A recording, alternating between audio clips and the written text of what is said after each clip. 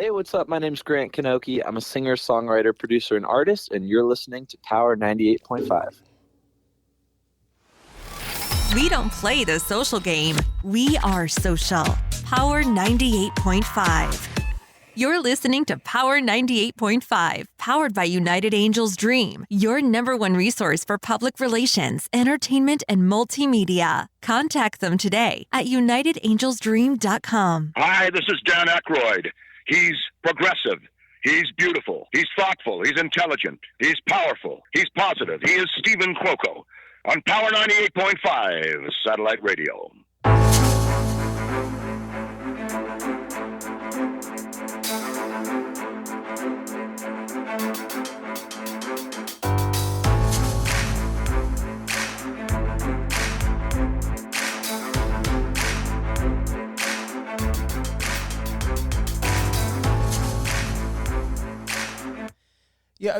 Yeah. I had a moment. We're doing something different tonight, so just bear with me. I got my very, very good friend Joe Stump here. He's co-hosting with me tonight, but you know what? My team's on the other side of Manchester. I've got my intro music going on, and for some reason, I just had a quick blurp. So, let's bring Joe back on. Joe, how are you? I'm doing good. How are you? I'm doing awesome. You look great. Thanks for being with us here. Live on air with Stephen Cuoco on Power 98.5. Joseph Stump in the house. He just got done. Tell us, what were you doing today? You doing some photo shoots outside with, what was that name brand? Sarman Fashion. Yeah. They've sent me some clothes, and I'm basically letting people know about their clothing brand. And it's pretty good fit and a pretty good style, and it's great clothing material. Now after this, you can go ahead and let them know you gave them a shout out on Power 98.5. Absolutely. Yeah, hear what they have to say. Yeah. So what are you going to do? You getting any more clothes, or what's happening? I probably will get some more down the road from them. But I'm working on my own stuff right now. Yeah, I know. Sue Box, you want to tell us about it? Right now I'm working on trying to start my own clothing line called Subox Clothing.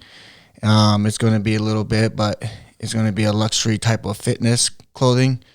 And we'll just see where it goes. Well, we know you got the logo done. Now I got to get down to the manufacturing company when they open up. Look and see what they got. See if you like the brands. Yeah. It'll be different type of material. Just trying to find the right material for it.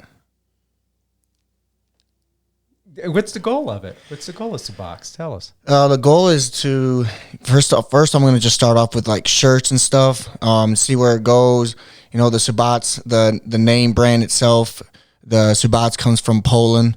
It's a Polish name. It's actually my mom's maiden last name. And I came up with some other ideas, but I'm like, let me just do Subox because it kind of sounds rich in a way. So that's what I chose to choose that name, and I think it's going to take some time and putting it out there for people to purchase and to buy. But I got to be dedicated and keep on pushing towards it and stuff. And once it comes out, I'll be ready to show the world it. Well, hey, you're really passionate about it, and that's the thing. People are going to believe in it because you believe in it, and that's something we already talked about. Right. Yeah. And the logo looks incredible. I had the opportunity, Joe and I were sitting one afternoon, and he pulled out his iPad and showing me his incredible skills of how he writes. And I was like, yeah, you got it. And he nailed it too. So you own your own logo. You don't have to worry about paying another artist or nothing. No. This boy's got some set skills. So what's on the mark? I mean, we've had an incredible week. Talked about a lot of stuff. Showed me a video of Ashton Kutcher helping kids out, and oh yeah, with the foster care kids and stuff, because a lot of people don't know there's we have so many kids in the foster care system, and a lot of people don't realize. I mean, there are some foster families been taken away from their families, from good families, and placed into these homes. And just me being a foster child myself and growing up in the foster care system at a very young age, I didn't have the greatest family. And as Ashton Kutcher was saying on his podcast, and when he was in the courthouse, that a lot of these kids, they don't like, most of them won't end up making it in life. A lot of them will end up in prison. A lot of them will end up in a gang, on the streets, homeless, just making bad choices their whole entire life. Most of them won't even graduate from high school. And there might be a very small percentage that they may make it through high school and also go to college. Because I was one of those ones, I did finish high school, and I also did get my associate's degree, and hopefully one day to keep on pursuing it. But my whole goal is on here today is just to let people know about the foster care system. I mean, you got people who are for the foster kids, and some who are just for the money. And the ones who are for the money are not the greatest people. As for myself, I didn't have that luxury of having a good foster care family. Being abused physically, mentally, emotionally, sexually, abused for 8, 9, 10 years by this family, and having nowhere to go, no one to tell, getting told that I'm lying and stuff like that. So my whole thing is, there's a lot of kids in the foster care system that they just need a person. They need that mentor. They could use a bigger brother or a bigger sister. They could use that that mentor that will talk to them about things, about how to live life. And what I think is what we do need in this foster care system is, what are we doing to prepare them when they turn 18? What do we have? What programs are there? Because there's not really a lot of programs out there for these young kids to go out there and be successful. And if they don't have that, that mentorship or that family that actually is going to give them those skills to help them learn it, they're not going to make it. So how do you expect them? And it's most of the time is, you don't know where a lot of these kids grew up in, and some of their foster families or some of their parents, they broken homes, and it's not always that the mother or the father was a bad person. It's just some bad things happened. As for myself, like, it wasn't really my mom's fault in the very beginning. It was due to my stepfather. But I think that people need to realize that foster kids need loving too, and we got to start nicking in the butt when it comes to doing better background checks on these homes. Now, are they doing it for the money, or are they doing it because they want to help these young kids? Because when you're starting to put 3, 4, 5, 6, 7 kids in one foster care home, it should raise some concerns. And I'm not saying that all foster parents are bad, and I've seen some really great ones that have had several foster kids in it, and they were great ones. So, but it's the ones that are only doing it for the money, the ones that are hiding the secrets from the people, the ones that are hiding the abuse and the sexual abuse and things like that. And I just think that we need to start figuring another way to do that, because just like we were saying earlier, it's like you have so much of these kids being human trafficking. A lot of kids where are all these kids going? A lot of them are missing.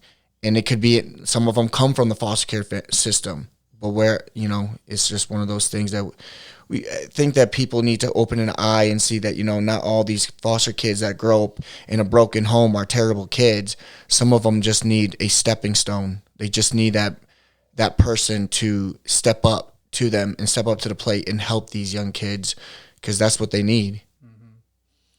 I agree. And I was looking up online today, and let me see here. Joe and I've got a similar background, and I think he went through it a lot worse, because I ended up with more stability in my life later in life, but it was really difficult in its transition. But you and I had a conversation just the other day where I really experienced predator behavior, because as you get older, and as Joe was sharing, with foster care and the emotional mental health kids go through, predatory behavior not only happens to children, but it can also happen with adults as well. With that, Joe, if you can share with us, what do you believe it is done to you as an adult? Do you still feel affected by the past, in all honesty? Oh yeah, I mean, I still, yeah, the past still, what's the word? The past still haunts me, but I found a way to move on from it. I mean, yes, it affects me because I feel like my childhood was robbed. I didn't get to do the things that I wanted to do. I didn't get to play sports. I didn't get to have a lot of friends. I wasn't allowed to go to sleepovers and things like that. But there's nothing we can do about the past. We can just keep on moving forward, because right now we live in the present to keep moving for tomorrow. And so, yes, it does still haunt me. Yes, I do get irritable at things all the time. It's just going to happen, probably forever. You're looking at me being in this as a foster child for 18 years. That's the majority of my life that I've been living, being almost 32 years old. And I've been in the system I was in the system for 18 years, 19 years. So when you're dealing with that for that so many years, that's going to be in your mind all the time. Like, there's certain things that, I know that I stay at home most of the time just because that's where I prefer to stay. I don't reach out a lot to go out and do things. But yeah, I mean, sometimes do I wish that I had a different childhood? Absolutely. I do wish that I was able to play sports and was able to hang out with friends and have more people to hang out with and get to know people and things like that. I mean, as a foster child, I think I went and I probably just high school alone, I went to 5 different high schools alone. And so you imagine trying to make friends going from high school to high school and trying to make friends when you're new, even as a junior or a senior, and you're like, how am I supposed to make friends with these people? I can't even play sports still because I still wasn't I went into the juvenile homes. I've been into the boys' homes. So that's, I feel like when these foster kids, like, we should be allowing them to play these sports, allowing them to have their friends. I mean, treat them like they're your own kids. Like, if you have kids of your own, then treat these kids, foster kids, as your own too. They deserve that respect. They deserve that love. And so when they grow up, they can see the good in them. Like, for me, like, mine was terrible. But I try to live every day to keep bettering myself and to progress everything I'm doing. I mean, I believe I've accomplished a lot of things. I mean, I had a lot of people that, they've always said, like, I can't believe where you have come from. Like, you started from the bottom and now you're at the top. Like, you have impressed so many people. Like, how did you do it? And, one of the biggest things is it was 18 years old, 19 years old, and, going to be homeless. And I was like, oh, this is not my life. I can't live like this, or because I don't want to be homeless. I don't want to be a statistic, because everybody knows the statistics of foster care. If you ever done if you do research, it's ridiculous what the statistics of the foster kids are and where they'll end up at or what will happen to them down the road. And it was all because, I seeked out help and I received a mentor, and till this day they've always been there for me. They're great and wonderful people. They're out of Michigan, the Obanoff family. They've been great people. And I've had other people too that have been in my lives too, like the King family and the Bignall family. So it's been a lot of families that, I treat them just like that, like they're my family, and they treat me like as their own too.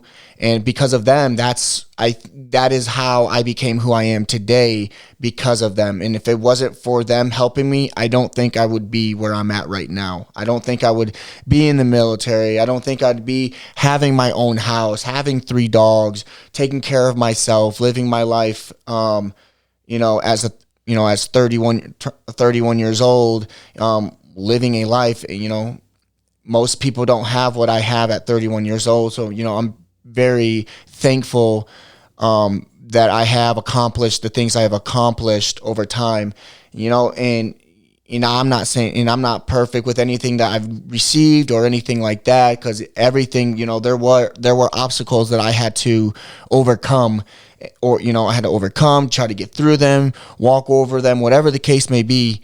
I overcame those obstacles, and I know that there will be obstacles down the road. Everybody's going to have obstacles, but it's the way that you deal with these obstacles and how you're going to overcome them.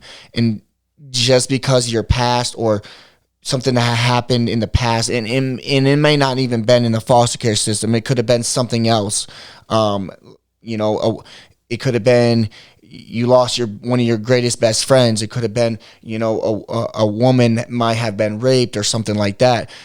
Those things will scar you for life, but it takes a strong person to keep on moving on in your life. And you're going to deal with that scar, but I believe if you believe in yourself to overcome it, you will.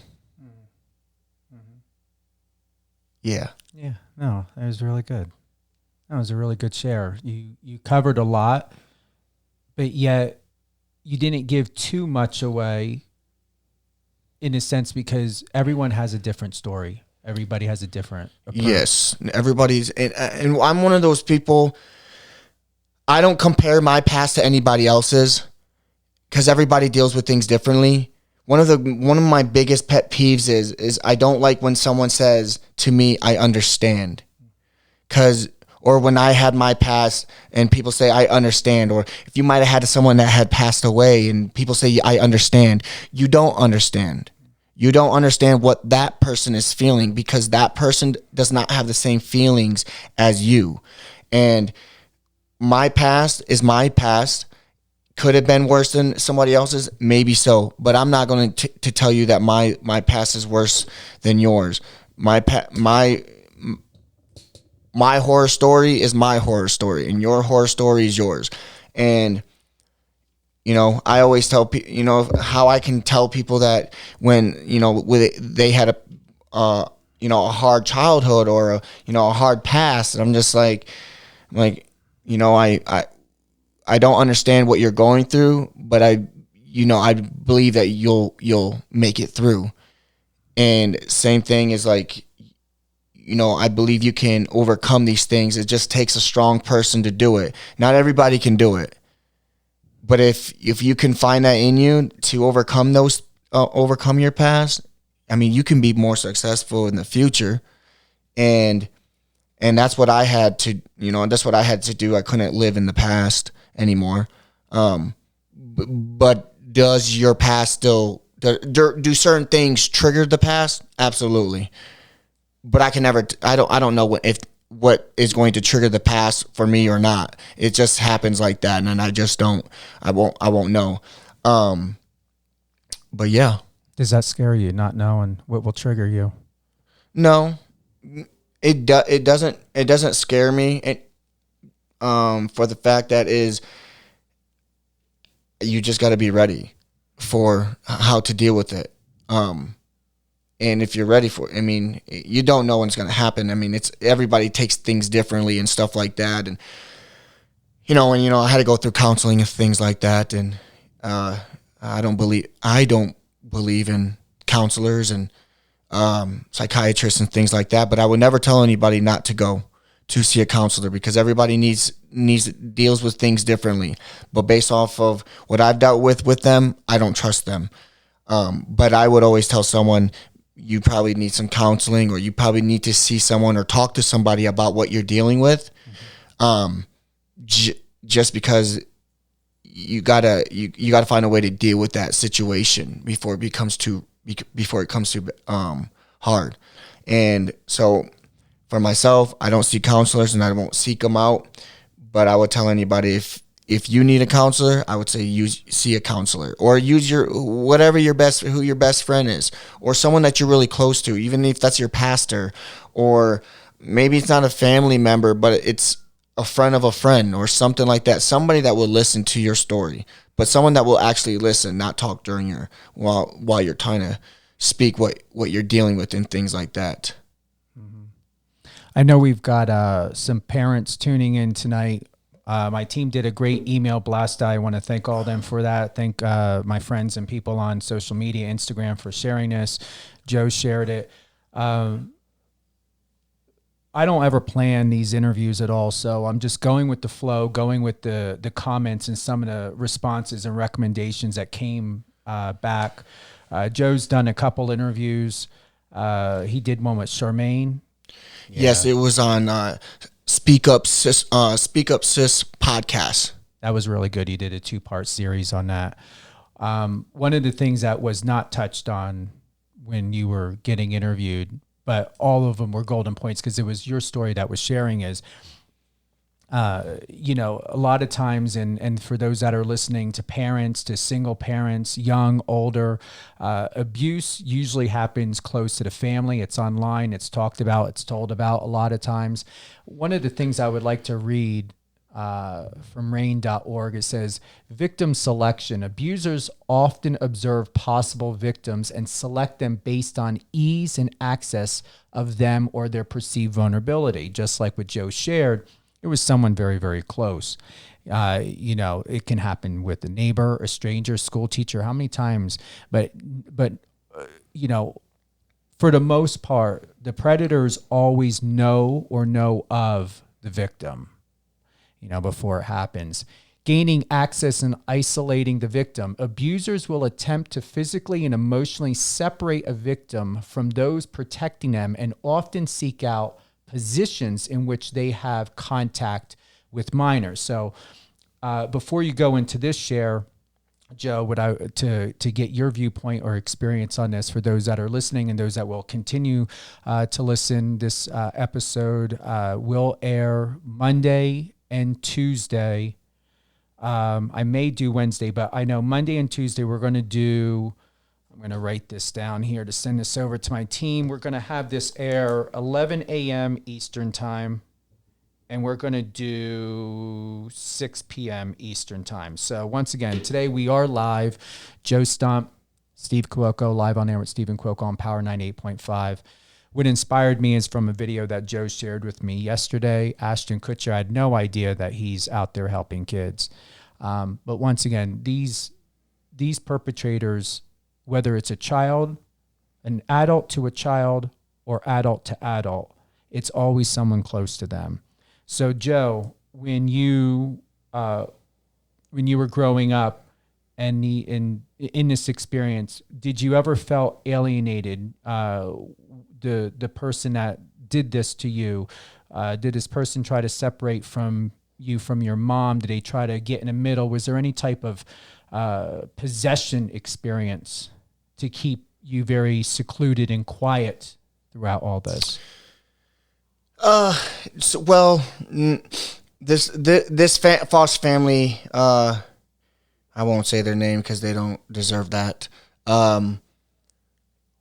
This Foss family, they basically would threaten me, and say if I would tell anybody, I'd be killed in the backyard or buried in the backyard in the chicken coop.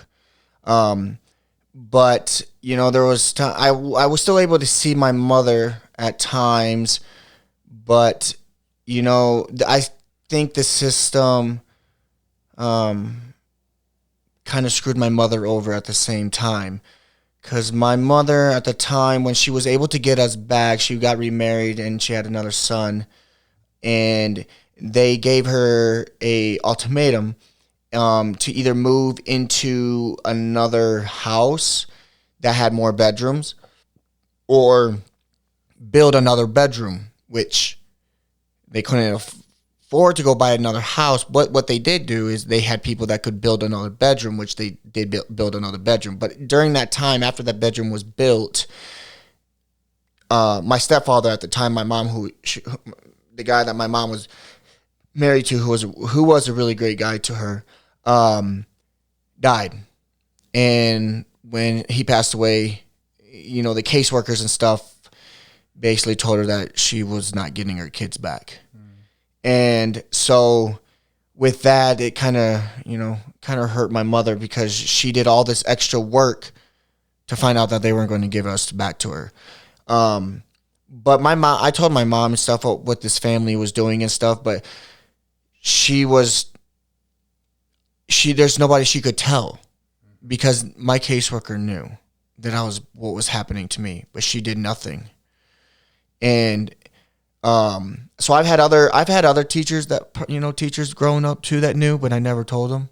They suspected it, but I always would lie to them and tell them that no, I fell down when I would get a bruise or a broken nose or a black eye or any type of marks on my body, because this family would hit me with fly swatters, belts, throw pots and pans, throw hot water, wires, sticks, whatever, brooms, whatever they wanted to use, they would use. Remember the wooden spoons and the wooden sporks? That's what they would hit me with too.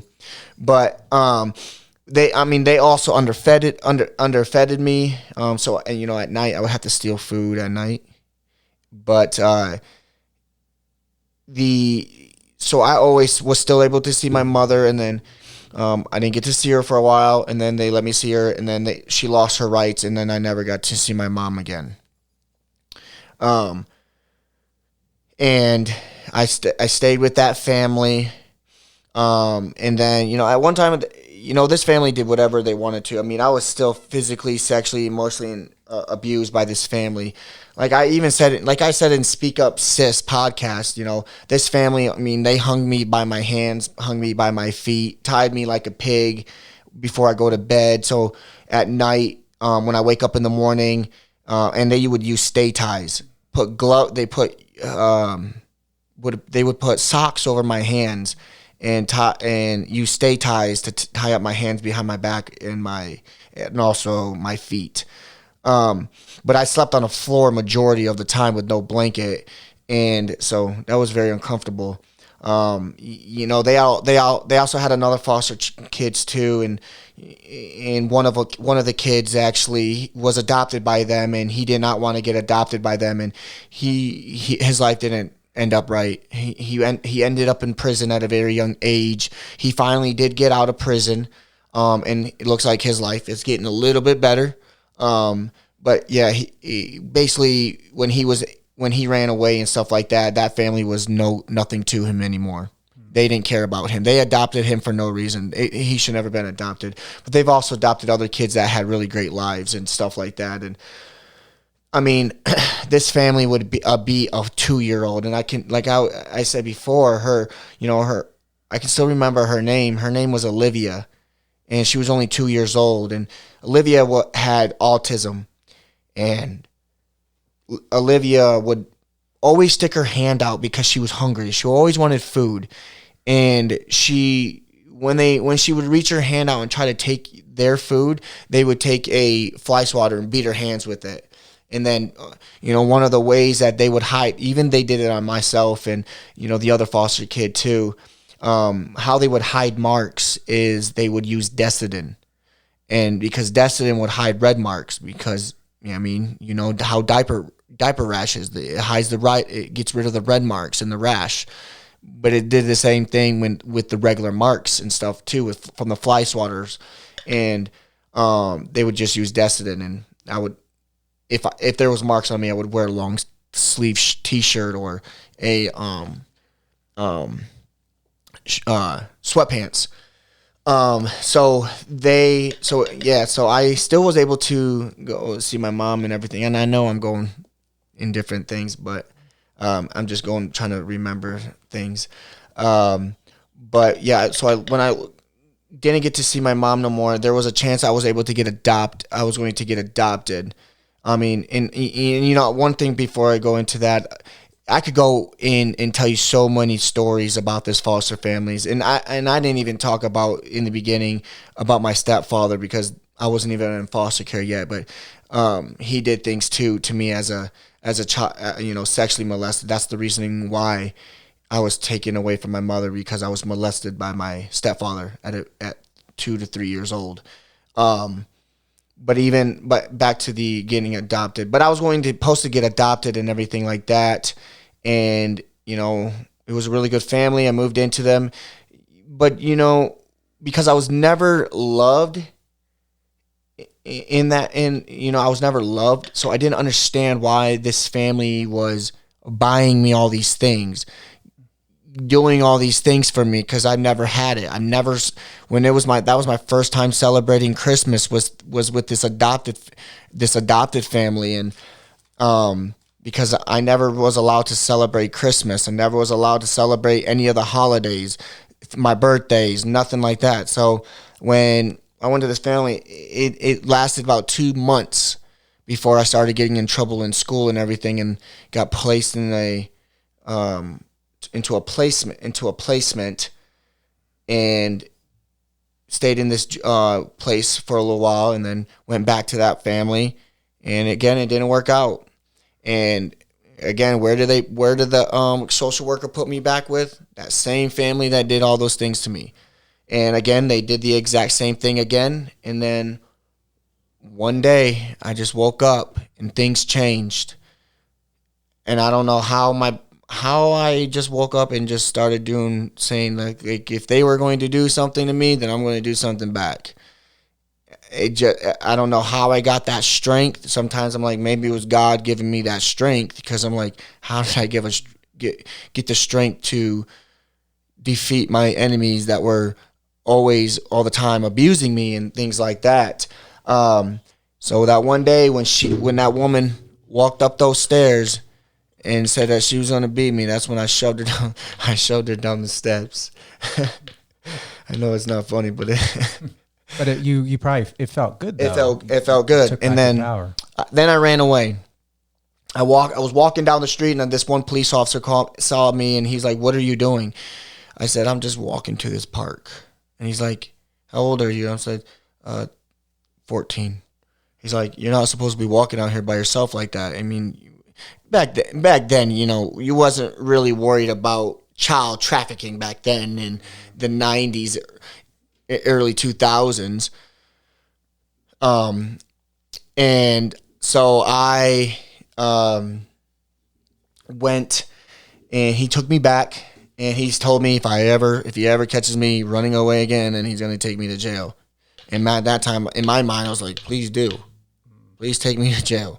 I'd rather go to jail than be at this place. But 14 years old, I'm not going to jail. But so again, I went back to that family, and then again, Ralph tried to do some.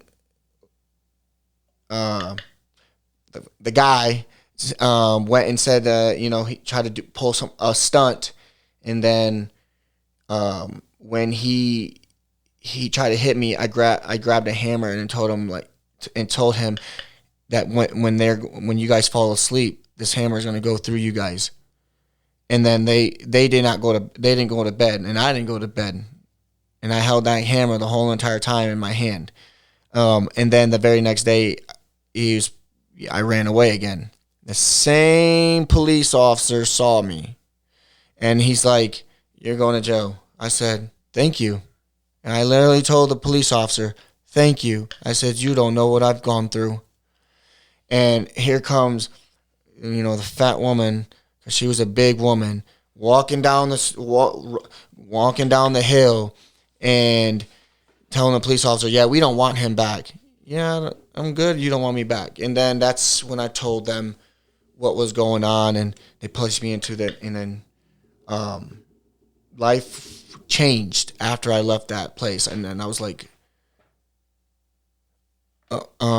so I went down, they took me to the station, and then they found this other foster family that, I was saying that they had several foster kids. they were a really great foster family. They were not doing it for the money. They absolutely loved kids, and they adopted a lot of kids too. A lot of the kids that they fostered, they adopted. But then I was there for about 2 weeks, and then I had to leave. They put me in another placement again, and I stayed there. And because I was behaving, they let me go back to that family. But that family only lasted for so long before I got in trouble again. And then I got put back in this place, and then from there on out, I was in just juvenile detention for the rest of until I turned 18, and then got put into a semi-independent place where it was more of an open program for boys, and it was a really good program. I met some really great staff members and things like that, including the King family, but I met them way before, when I was like way before. And so went from there, and then, after it turned 18, 19 years old, this basically the state says we're done with you, and there was no place for me to go. And that's where I'm like, there's not these, maybe it's just Michigan, I don't know, because that's where I was a foster child at, but there's not a lot of programs out there for these kids that are turning 18 years old. So I believe how do we create these agencies need to create these programs to prepare these kids for the future. Even if it's to learning how to manage your money, how to fill out a job application, how to build a resume, how to do all these different things to learn how to become an adult so you don't become homeless, and learn how to be financially stable to pay your bills. And definitely in this day and age, you don't want to be homeless in this day and age nowadays, when everything's, the market, everything is up compared back in the day when I only had to pay $200 to rent a room. Nowadays, you're looking at paying $800 for a room. I mean, so it's like we gotta help these kids, or find a they need to build a program for these kids to help them to better their lives, so they're not a statistic. Because I feel that's just what the state is looking for over the foster care system. To me, it's a $1 million industry. These people are making so much money. It's an economy. Yeah. Just like war, sickness, it's all an economy. One of the things, was it the King family that adopted you and gave you all those gifts and stuff?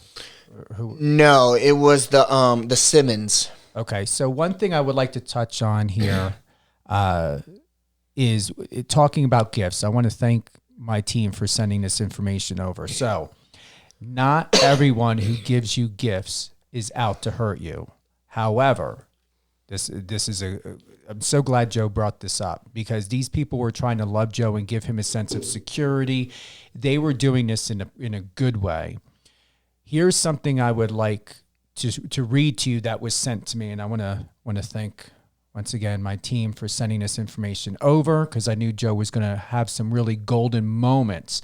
But also to make it very clear for those that are tuning in, if you have children, if you're concerned about any kids that are being hurt, if there's any signs, I'm going to touch on some of these things of information, because Joe he's sharing his experience. But outside of that experience is to understand a predator's mind. So creating dependency. A sexual predator, and this is adult to child or adult to adult. Yes, adults, there are predators out there that do like adults. They may not go towards children, or they may go towards younger people. So this is factual information. This can, this is, sexual harassment. This happens with people at work. How many times? It's all predatory. So a sexual predator may begin manipulating their chosen victim to create dependency and intimacy. In the beginning, they may be very attentive, showering the individual with gifts. This was not happening with Joe, but this does happen. This is the other side of this sick behavior. Gifts, praise, phone calls, and text messages. This creates a feeling in a victim that the perpetrator has a special bond with them. The victim may feel that the perpetrator can provide something no one else can. All right? And they are the only person who truly understands, respects, and cares for the victim. This builds loyalty, vulnerability, which the sexual predator can then use to their advantage. So if Joe wants to share on this topic, of where he's at, but a lot of times, it doesn't leave you, when you are violated even once as a child or as an adult in this manner, it will affect your friendships, your relationships, the relationship that you have with yourself. So with this, just be mindful. It's not just children, also adults. What are their intentions? What are they trying to control? And if intimacy, I'm going to let Joe take the mic after I make this point. Let me just double check and make sure if they combine this with something else. So we did that. We're going to get into grooming next, because that's another huge problem that predators do. My point, so I don't go off track, is the creating dependency is if this is leading into if an adult to a child or adult to an adult leads to immediate sexual contact. And here's the other thing that was sent to me, and Joe's got more he's going to share and talk about, but we're going to give two different perspectives. Joe's giving a perspective as a person who was victimized. I'm giving a perspective from factual information of what to look out for in conjunction to understand what happened to Joe. That when intimacy begins, especially from receiving gifts and praise and this embellishment of attention, there's a problem. How can you go into intimacy that quick with someone over these things? There's a hidden agenda. But the other thing too is keep in mind is even though the child has grown up, the behavior can still carry on. And that's the number one thing that you've got to look out for, that if you've got a brother, a sister, even if you've got a parent that had ever experienced sexual abuse, rape, the behavior patterns can still continue.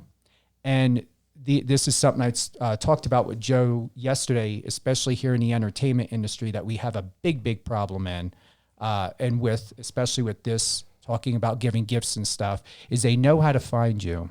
They know how to find your weak spots. They know what they're looking for. So when these predators come in, they know what you need. They know what you want. They pay attention to every single thing that you're talking about. And they look to find where they can have power over you to create what is called dependency. So with that, Joe, have you been able to find, in all your independence, being successful, being in the military, having your own house, having loving animals and everything, what do you do to encourage that independence in yourself, to help other people to be independent so that they can avoid being predatorized by someone and taken advantage of? There are people that will gift you, but then they also have a what's the word? Ulterior motive. Yes, they have an ulterior motive, and so, but sometimes you don't even know. You don't. What you don't even know if they do or not. But then there are some people that they will gift you, but they're gifting you because they care for you personally and things like that. And those are the good people. But the ones that are wanting something from you at the same time is a different story. And being independent is probably, a good thing, is because, first off, it's going to be hard when you buy your house and you're just coming out of an apartment or renting a room. Like when I was renting I guess they call it like a mother suite. It was it was another person's house, but it was in their basement, that they had 2 bedrooms and a bathroom and a kitchen and everything like that. And I didn't have a lot of stuff in that place, couches, a couple things like that, but not a lot. So moving into my own place, I didn't have a lot of stuff to put into my house. So the very first few months of me moving into my house, it was empty. It was empty, so there was not a lot of stuff in my house. So it was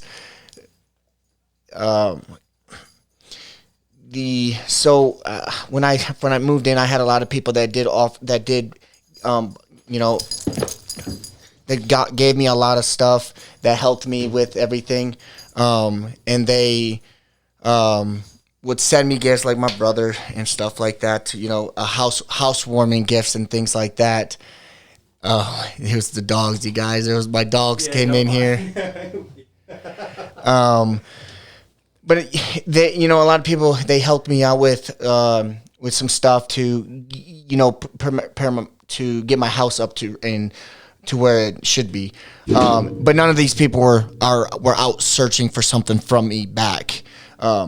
But when it comes to certain things in life that you may think that even in the foster care system or even your friends or something, sometimes they do something for you, but they're really wanting something back from you. And I've noticed growing up and stuff that, people started seeing me become more successful, and people start asking me for things, or asking me for money, or asking me if I can get them this. And I realize it's why they only call me or message me when they need something. They don't message me to ask me how I'm doing or ask me what's going on or anything like that. So I nicked that in the butt real quick, because I'm like, I'm not somebody's bank account, and I'm not just going to give people things all the time. And I had to do that because, they were searching for something that's like they had different intentions for you. And so I tell people, like, you have to be careful of who you surround yourself with at the same time, because you don't know who. I don't even know how I'm saying this, but no, you got it. You're doing good. Because you just have to be careful of who you surround yourself with, and if someone has other intentions of trying to do things for you, and are they doing something for you because they want something else, they want something in return.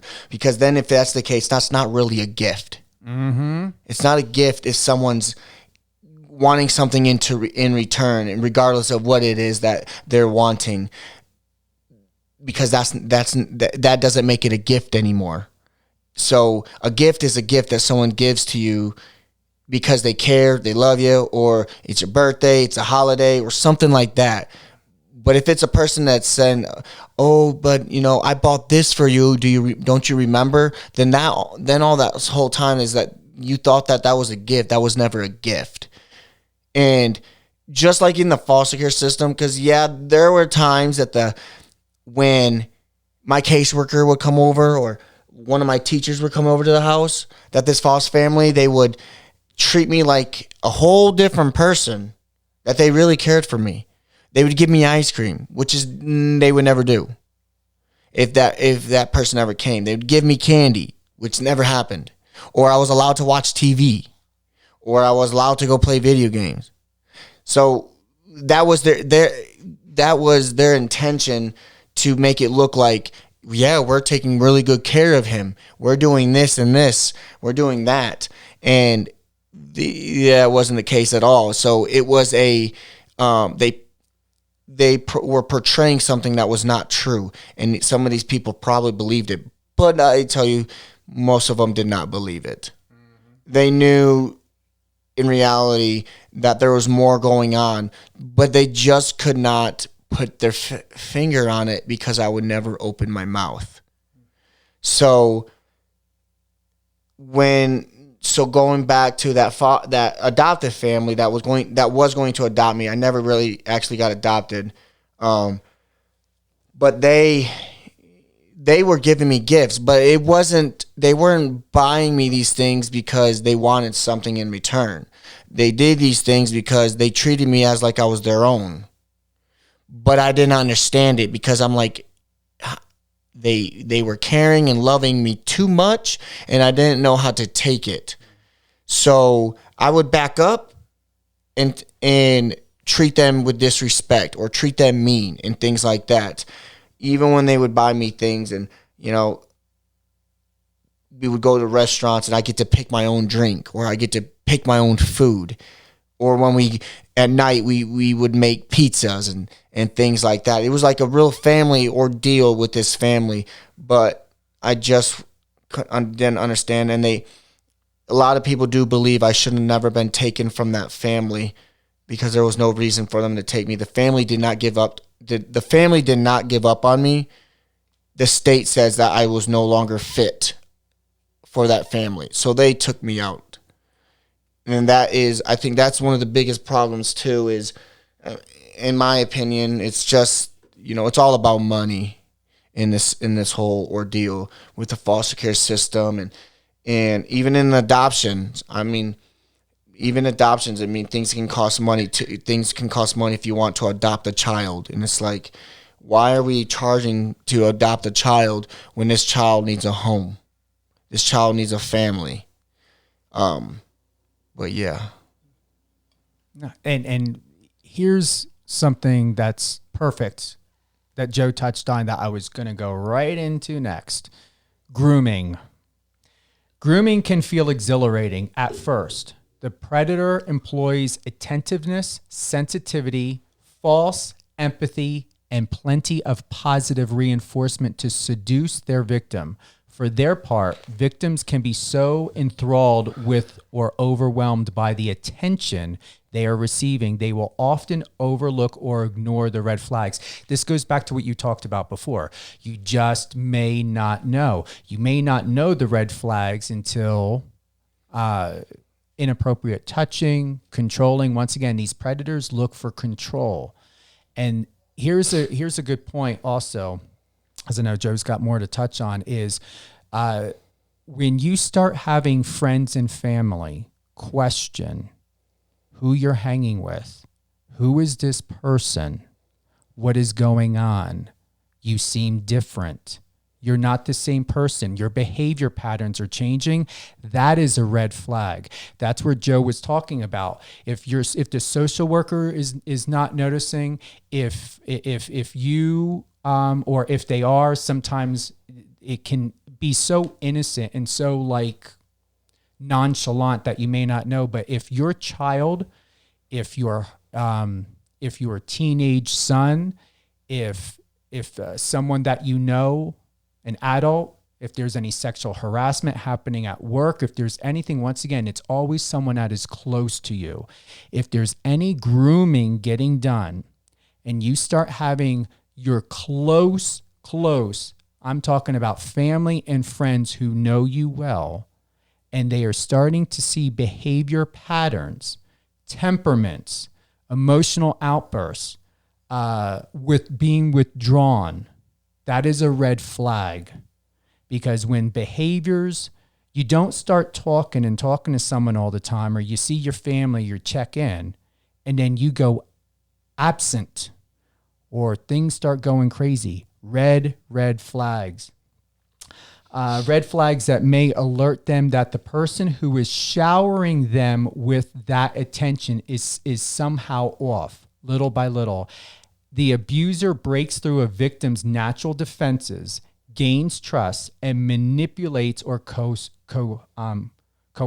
the victim into doing his or her bidding. So once again, if someone you know, someone you love is becoming withdrawn, erratic, behaviors changing, mood swings, whatever it may be, ask them what is going on. Check in with them. If you're not getting phone calls and you're used to getting phone calls, you're used to getting visits, check in with them. I know Joe can probably touch base on this. We're going to say there are 6 main stages of grooming. 1, Joe, you can, once I read off of these, if you have any advice, any recommendations, if any of these stand out. First stage of grooming, targeting the victim. It can be aggressive, it can be nonchalant, whatever it is.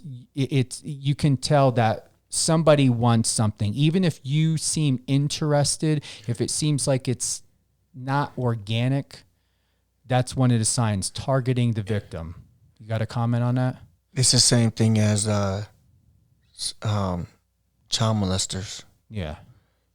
How the way that they reach out to these kids, how they like, hey, you want some candy? Mm-hmm. Do you want this toy?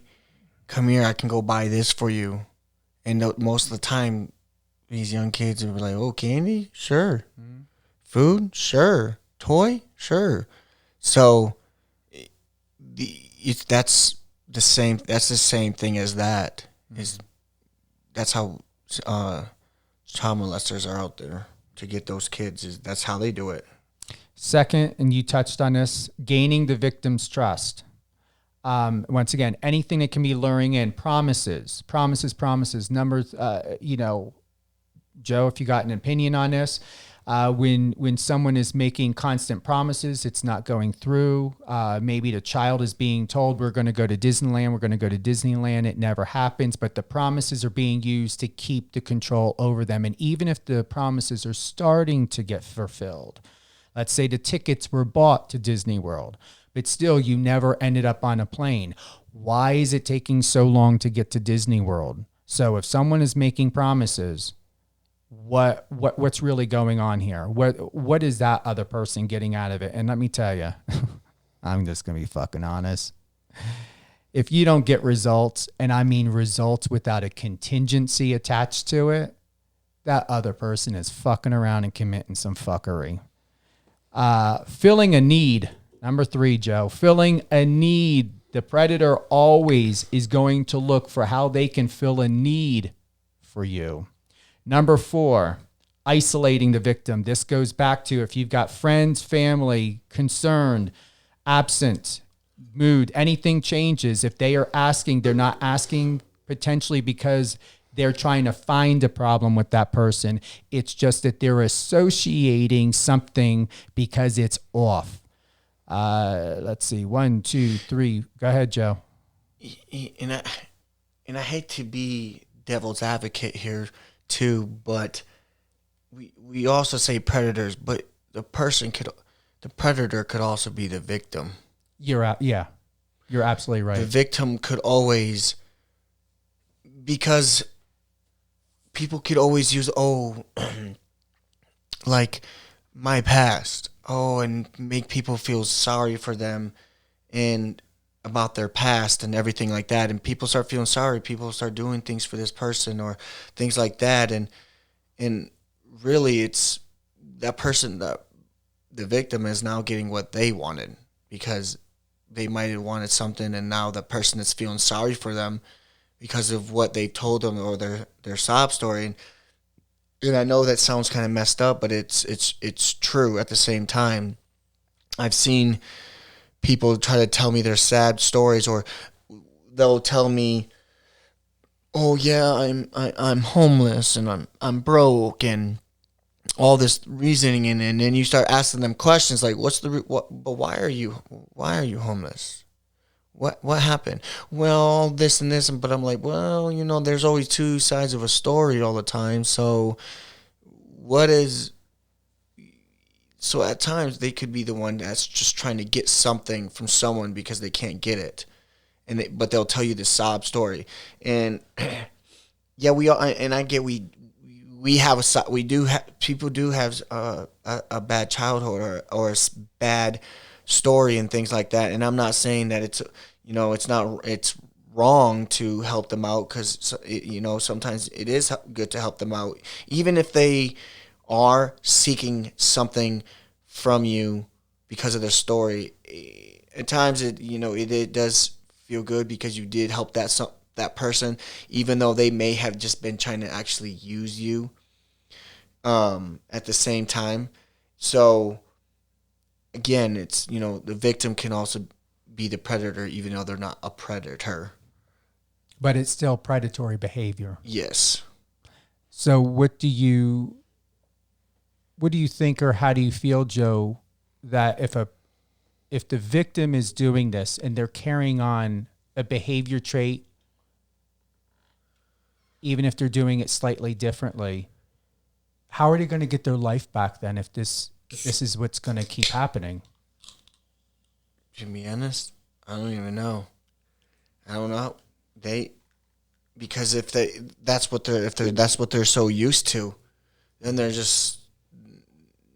stuck. But it takes the time for someone to say, no, I'm not helping you.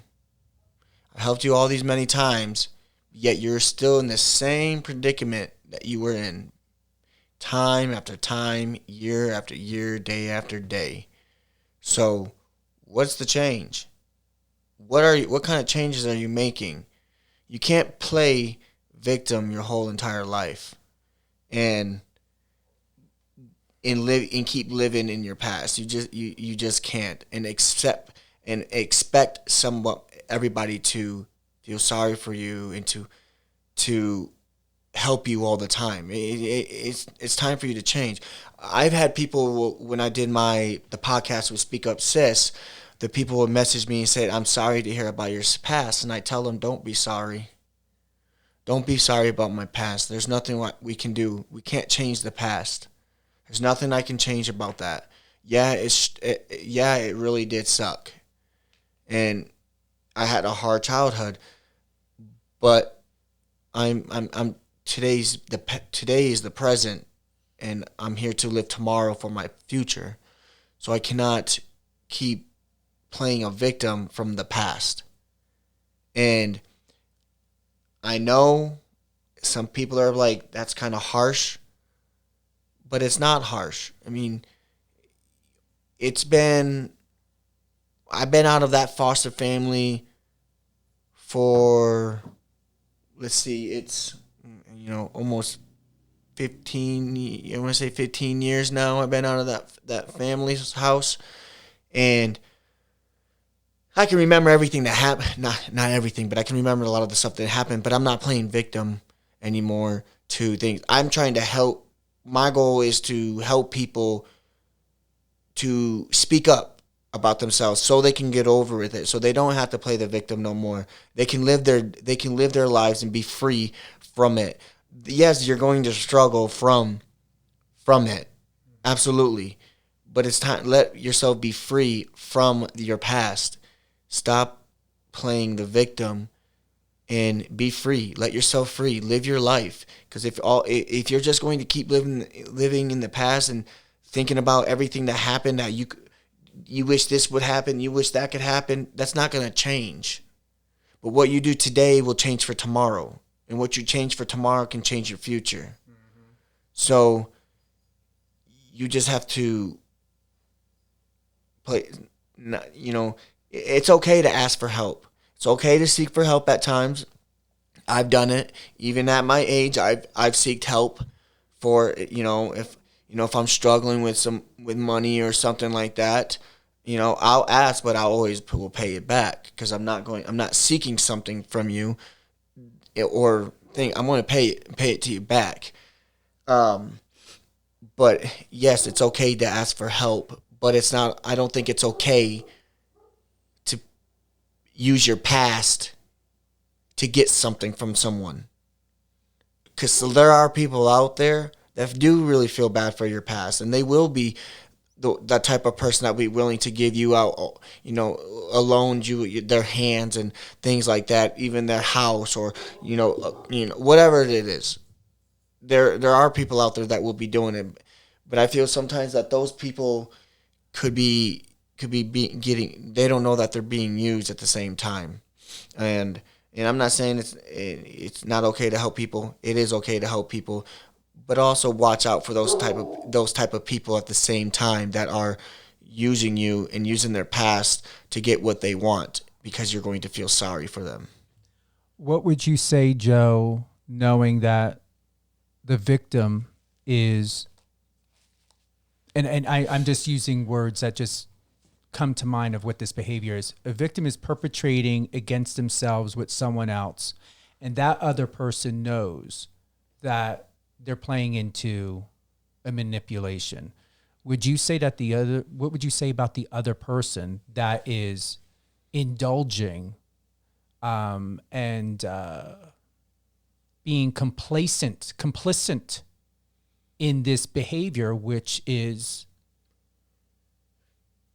advocating a continuation of predatory victim behavior? At the end of the day, that's on them. I mean, if you know what they're doing and you're still out there doing it, then that's on you. I mean, and I'm not going to feel bad for you because you are indulging into what they're doing. That's on you. Like, if you know that they're doing something, it's like the same thing. If you see someone hitting an animal or hitting a child and you're watching them, are you just going to stand there and watch them, or are you going to say something? Or are you just going to or are you going to keep watching that same person do the exact same thing all the time, and you know that it's wrong, but you're not saying nothing? If you're not going to say something, that's on you. If you want to feel like you want to be used, and be used, but that is on you. You know, if you already know, then you already know. So it's on you. So you choose what you do. What's your thought on the person that helped the person that was perpetrating against himself? The victim was being manipulative or just carrying on a poor behavior patterns. And then the person that helped that person out came back and decided to say, you used me, you took advantage of me, wanted to play the form of control manipulation role. What's your thought on that double-edged sword? They came in, they knew what they were doing, they took full responsibility, they thought they were going to get something out of it, but then because it turned into something different, or they lost control or power, then all of a sudden, you are the problem. You are the one that's creating this fuckery going on around here. What's your thought? Are you saying the person that helped is now blaming the person that allegedly manipulated? Yeah. They shouldn't be blaming. What they should have done in the beginning is just say, I cannot help you no more. But now you're going to say, oh, you used me. No, they didn't use you. And they didn't use you because you allowed it. So it's not really, they're not really using you if you already knew it. So if you already knew it, how are they using you? Now, it would be different if someone was asking me for things and I didn't know what their thing was, and I was constantly helping them, but I didn't know that they were actually using me. But if you already knew, then how are you going to say that they're using you and things like that when you already knew? So you can't play now. You're trying to play the victim yourself, and it doesn't work like that. And I was just saying that's just a messed up situation. Totally.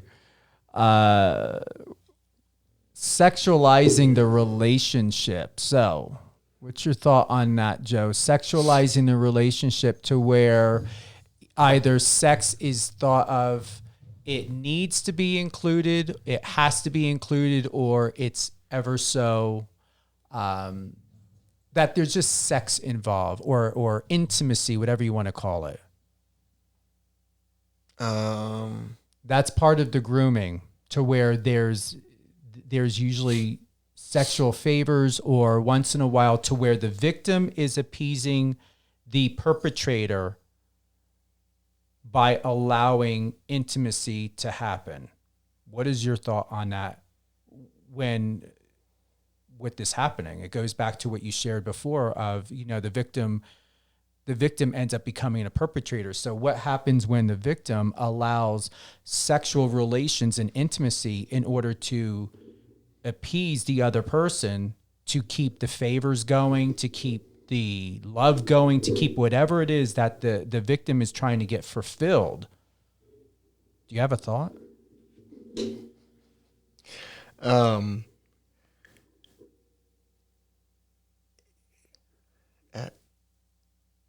So, well,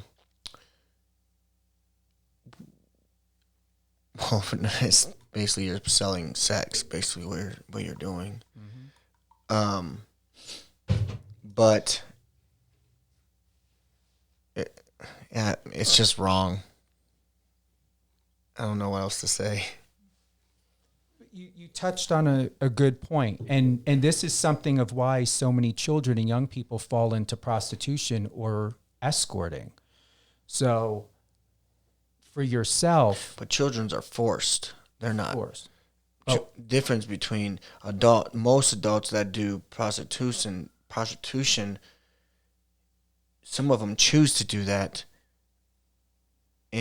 or some of them there are adults that be forced into it, but some choose to it. Children don't really choose. They're forced into that type of ordeal. And that right there is just sick. And it's hard to deal with because they don't know what they're doing. They think that's okay. That's what that child was thinking. It's okay. It's just the same thing like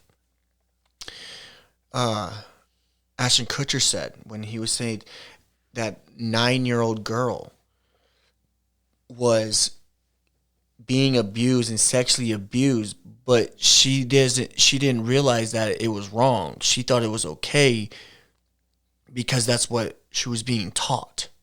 yeah, he said that she thought that was playtime. Exactly. That was playtime. She doesn't know. She doesn't understand that. She's only 9 years old. So children are forced into these things because of sick adults. And then there are adults. I mean, men and women still get captured and things like that, and turn into sex slaves or whatever the case may be,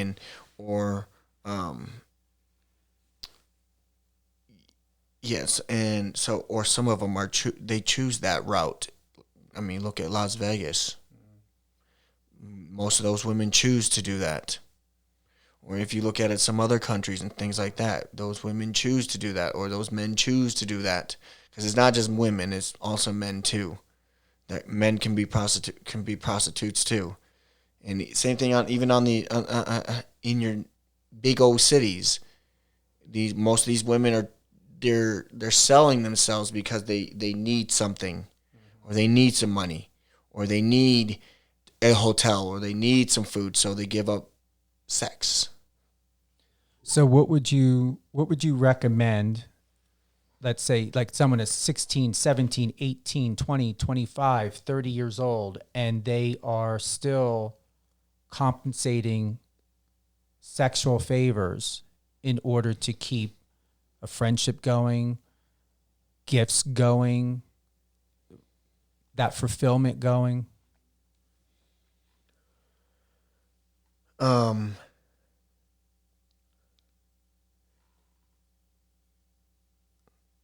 I mean, people choose what they want to do. I mean, it depends. If you're at a certain age, you're choosing to do what you want. 16, 17 years old, you're not an adult yet, so technically you shouldn't be doing that. 18 years old, you're an adult, but you choose to do what you want to do, and that's your life. But do you think, even though that's a choice, that Is it wrong? Yeah. It's wrong. But, yeah. do you think that person deserves to know that there at least could be a better way to try to find a more healthier way to have those relationships, those friendships? Absolutely. And they can, but maybe that's the only thing that they know. Sometimes that's the only thing that they know. That's what they grew up on. Again, that a lot of this stuff that we talk about could be based off their past. That's what they grow up to do. That's where it stops. Like even and it doesn't have to just deal with a foster care system. It could be you could have been living in a good home too at the same thing, but your parents don't know what you're doing on the outside. It starts what to me, stuff like that, like giving things like that, is based off your, maybe something happened, or maybe you're looking for more money, so you're doing other things to make more money. I mean, it don't even have to be sex either. I mean, it could be drugs. I mean, people fail to realize drugs is just a big part of it too. I mean, people will go out and sell drugs just to make some money, because that's the only way that they know how to make money. Some people are gonna sell their bodies just to make some money. But sometimes I think it's something based on what happened before is the reasoning why they're doing these things now. But it all starts.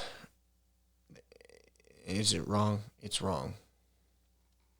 I appreciate that, because many go through that, and that's their mindset, and they deserve better. Everyone, you deserve better. You always deserve better. Last one, Joe, is in the 6 stages of grooming, maintaining control. Is that anything you can relate to? Do you have an opinion about that? When someone's trying to maintain control, what did that mean for you when someone tried to maintain control? What did they do? What did that person do when they were trying to control you, scare you to not say anything, scare you?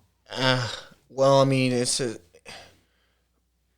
how they controlled me is basically threatening. That was their way of controlling what I would do and what I would say. That's why I would never open up my mouth, because of what they would say. I mean, you're 9 years old and someone threatens to kill you, or bury you in your back, or bury you in the backyard, in the chicken coop, or in this big huge hole where there's water. You're not gonna say nothing either at 9 years old, because you're afraid. These people are a lot bigger than you, and they're a lot stronger. And what you've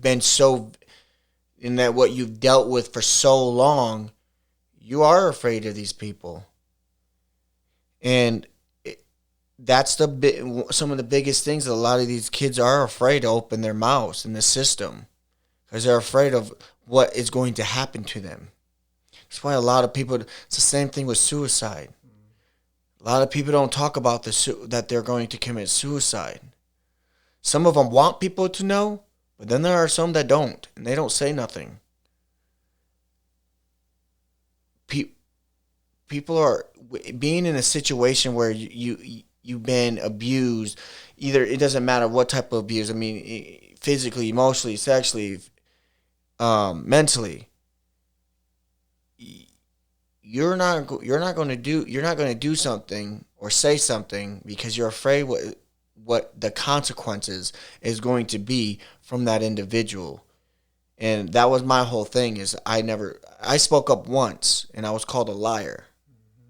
So I never spoke up about it again, because the person you think that you're supposed to be trusting, who's your caseworker, to go back and tell the family what I told them, and then that family just unleashes the beast, basically,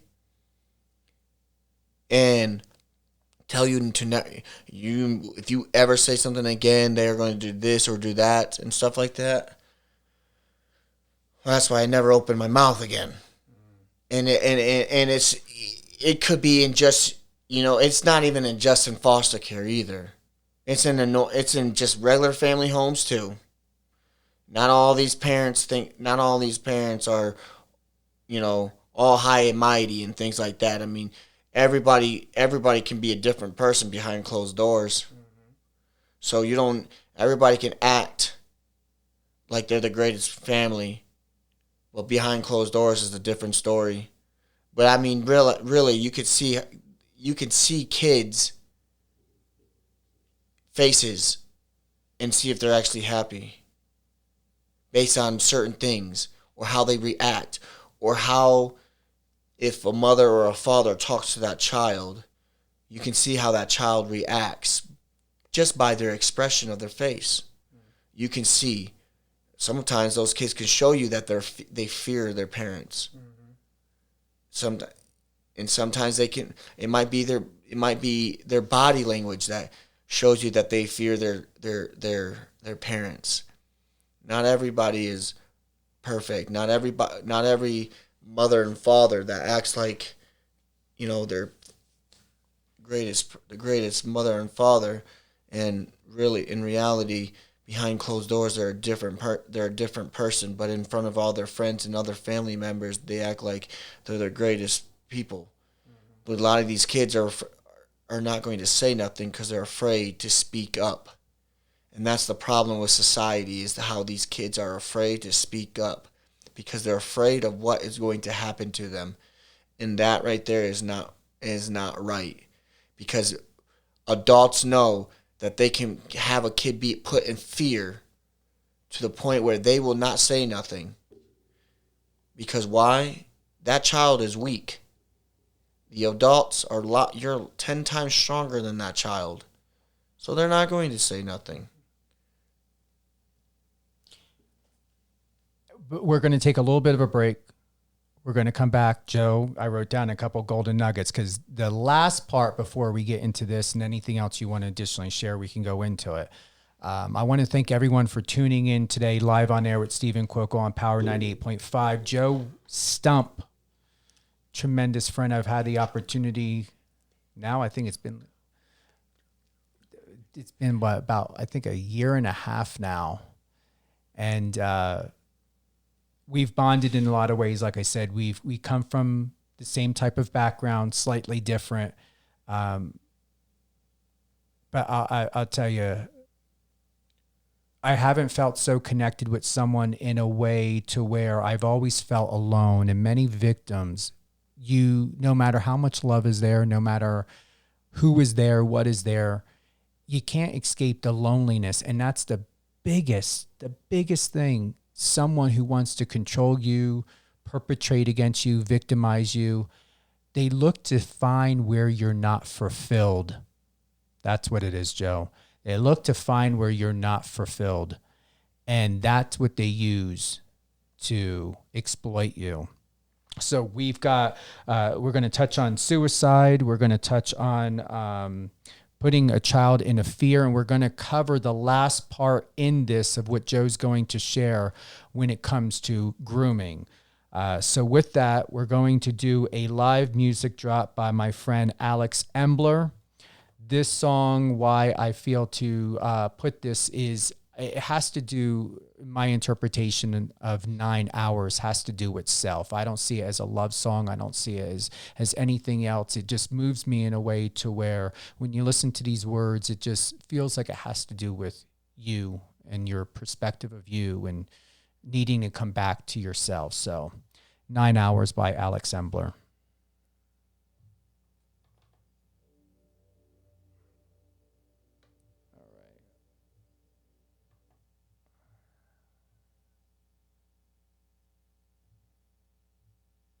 Hold on real quick. I think my team did not have it.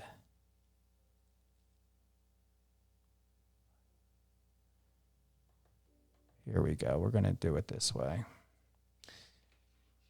My tech team. We're going to do this. Here we go. Thank you guys for waiting.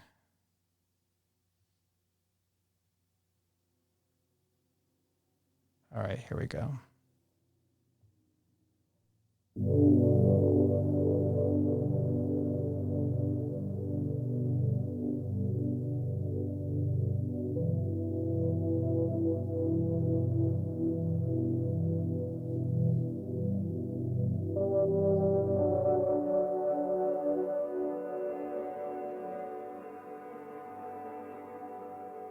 Nine hours, 600 miles, living these separate lives, but the love between us, it transcends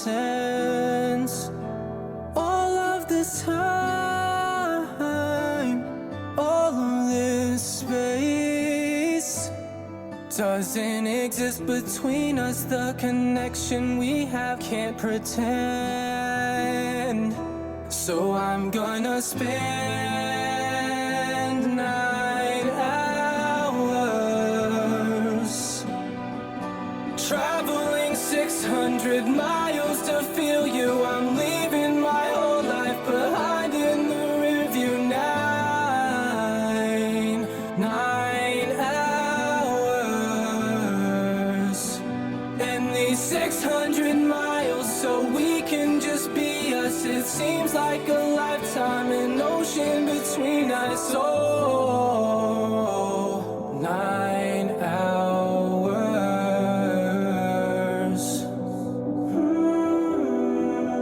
And those 600 miles,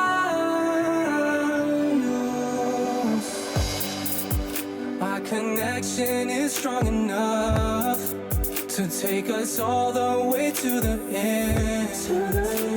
And we've waited long enough.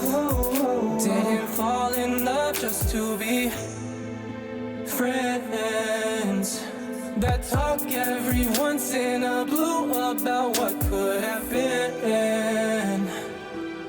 I'm on my way to you, wait for me. Say to me you're gonna spend 9 hours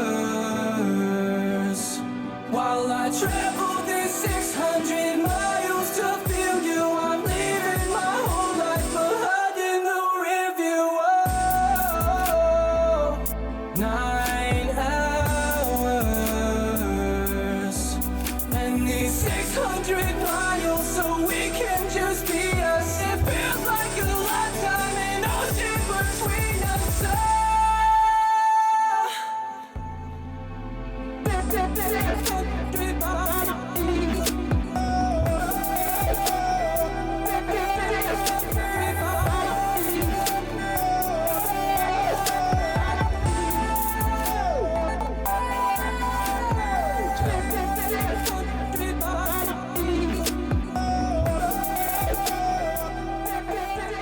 "9 Hours" by Alex Embler. I don't know how you felt about that song or hearing that song, but it is, it just moves me.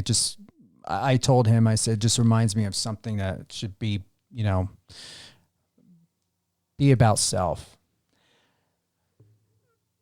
Let's see here. So Joe's showing me something.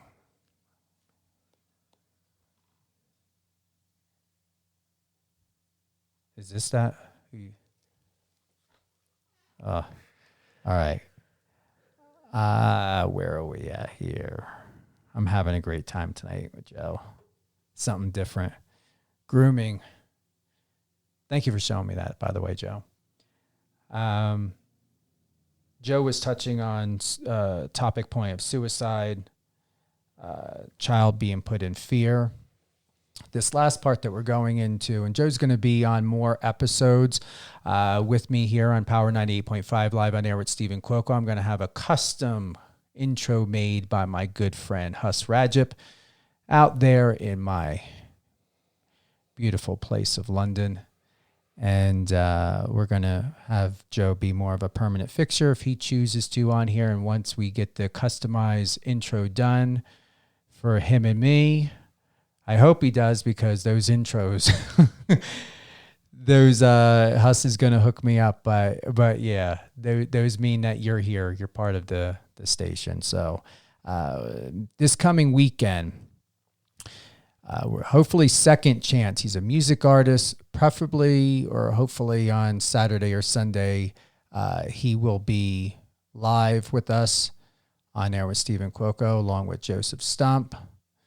And he's going to share his details at the end, but I know he loves his, I don't know if it's called acronym or what, but his little shout out of Fitco Joe. Fitco Joe. Everywhere. Fit Joko. Fit Joko. See, I'm glad you corrected it. He's listening and paying attention. Good job. Fit Joko. You can find him everywhere, but I'm going to let him do his praise and shout out. But yes, he's on TikTok. He's on Instagram. He's on Facebook. Everybody likes to steal his fucking identity and put it all over the place and act like him. But you know what? It's ridiculous. So yeah, there are a lot of fakes out there. You'll know it. And if you don't know if it's really Joe or not, he will let you know. So definitely double check. There's more than one, more than many. TikTok, Facebook, Instagram, and he's also on Snapchat. So the last part of grooming, the victim finds themselves willingly handing over money or assets, engaging in inappropriate, illegal, or morally ambiguous activities.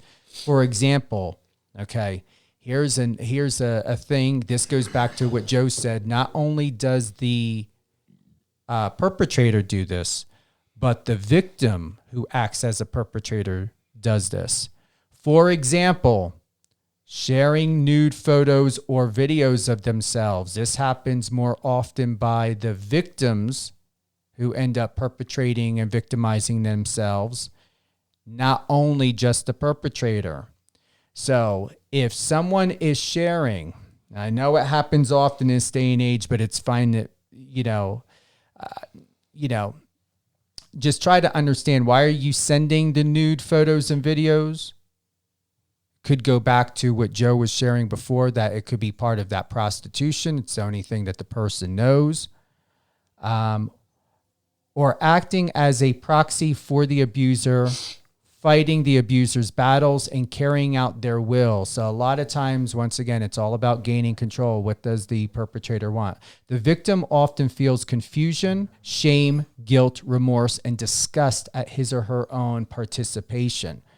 Whether it be if they're victimizing themselves or if they are the ones being violated and forced into it. Equally powerful is the panic that comes with the threat of being exposed for engaging these activities. A lot of times, especially if it's someone close, the victim will hesitate in sharing who they are having these activities with. So what does that mean? If they are hesitant to talk about the person, if they're hesitant to bring up about the person, if the family member or friend are asking questions, who is this person? And the victim is defensive, or they're using excuses, or they're hiding behind the fact of the seriousness of the relationship that's really going on here, especially if there are sexual favors going on. The victim will do this. Often the person on the other side is a con artist with a false profile who makes a living out of extorting money from his or her victims. There may also be an overwhelming fear of losing the emotional bond that has been established between the abuser and the victim. The victim becomes trapped, depressed, despondent, or anxious and fearful of being exposed. So with that, Joe, that tends to lead most people into being suicidal because they end up not having anyone to talk to. They end up feeling very oppressed. Here it says trapped, depressed, despondent, anxious. Someone who is, having suicidal thoughts and they're not talking, they're not sharing, they're not opening up. Sometimes details do matter to purge, to get out, so that the victim knows that this was not their fault. Or if they are victimizing themselves, the victims victimizing themselves to perpetrating against themselves, then taking ownership. The opposite is when it's not your fault, releasing it. And then if it's the opposite, taking ownership of it and finding that forgiveness and get through the blame and shame. What do you have to say about that? When someone is in this place, in this space, Joe, and they're having suicidal thoughts, they're severely depressed, they're everything is out of control. Do you have any recommendations? I mean, I know how you feel about therapy, but from your own experience, how do you deal with it? How do you deal with it? Oh, well, everybody deals with suicide differently because it's a mental thing, and everybody deals with the things mentally differently.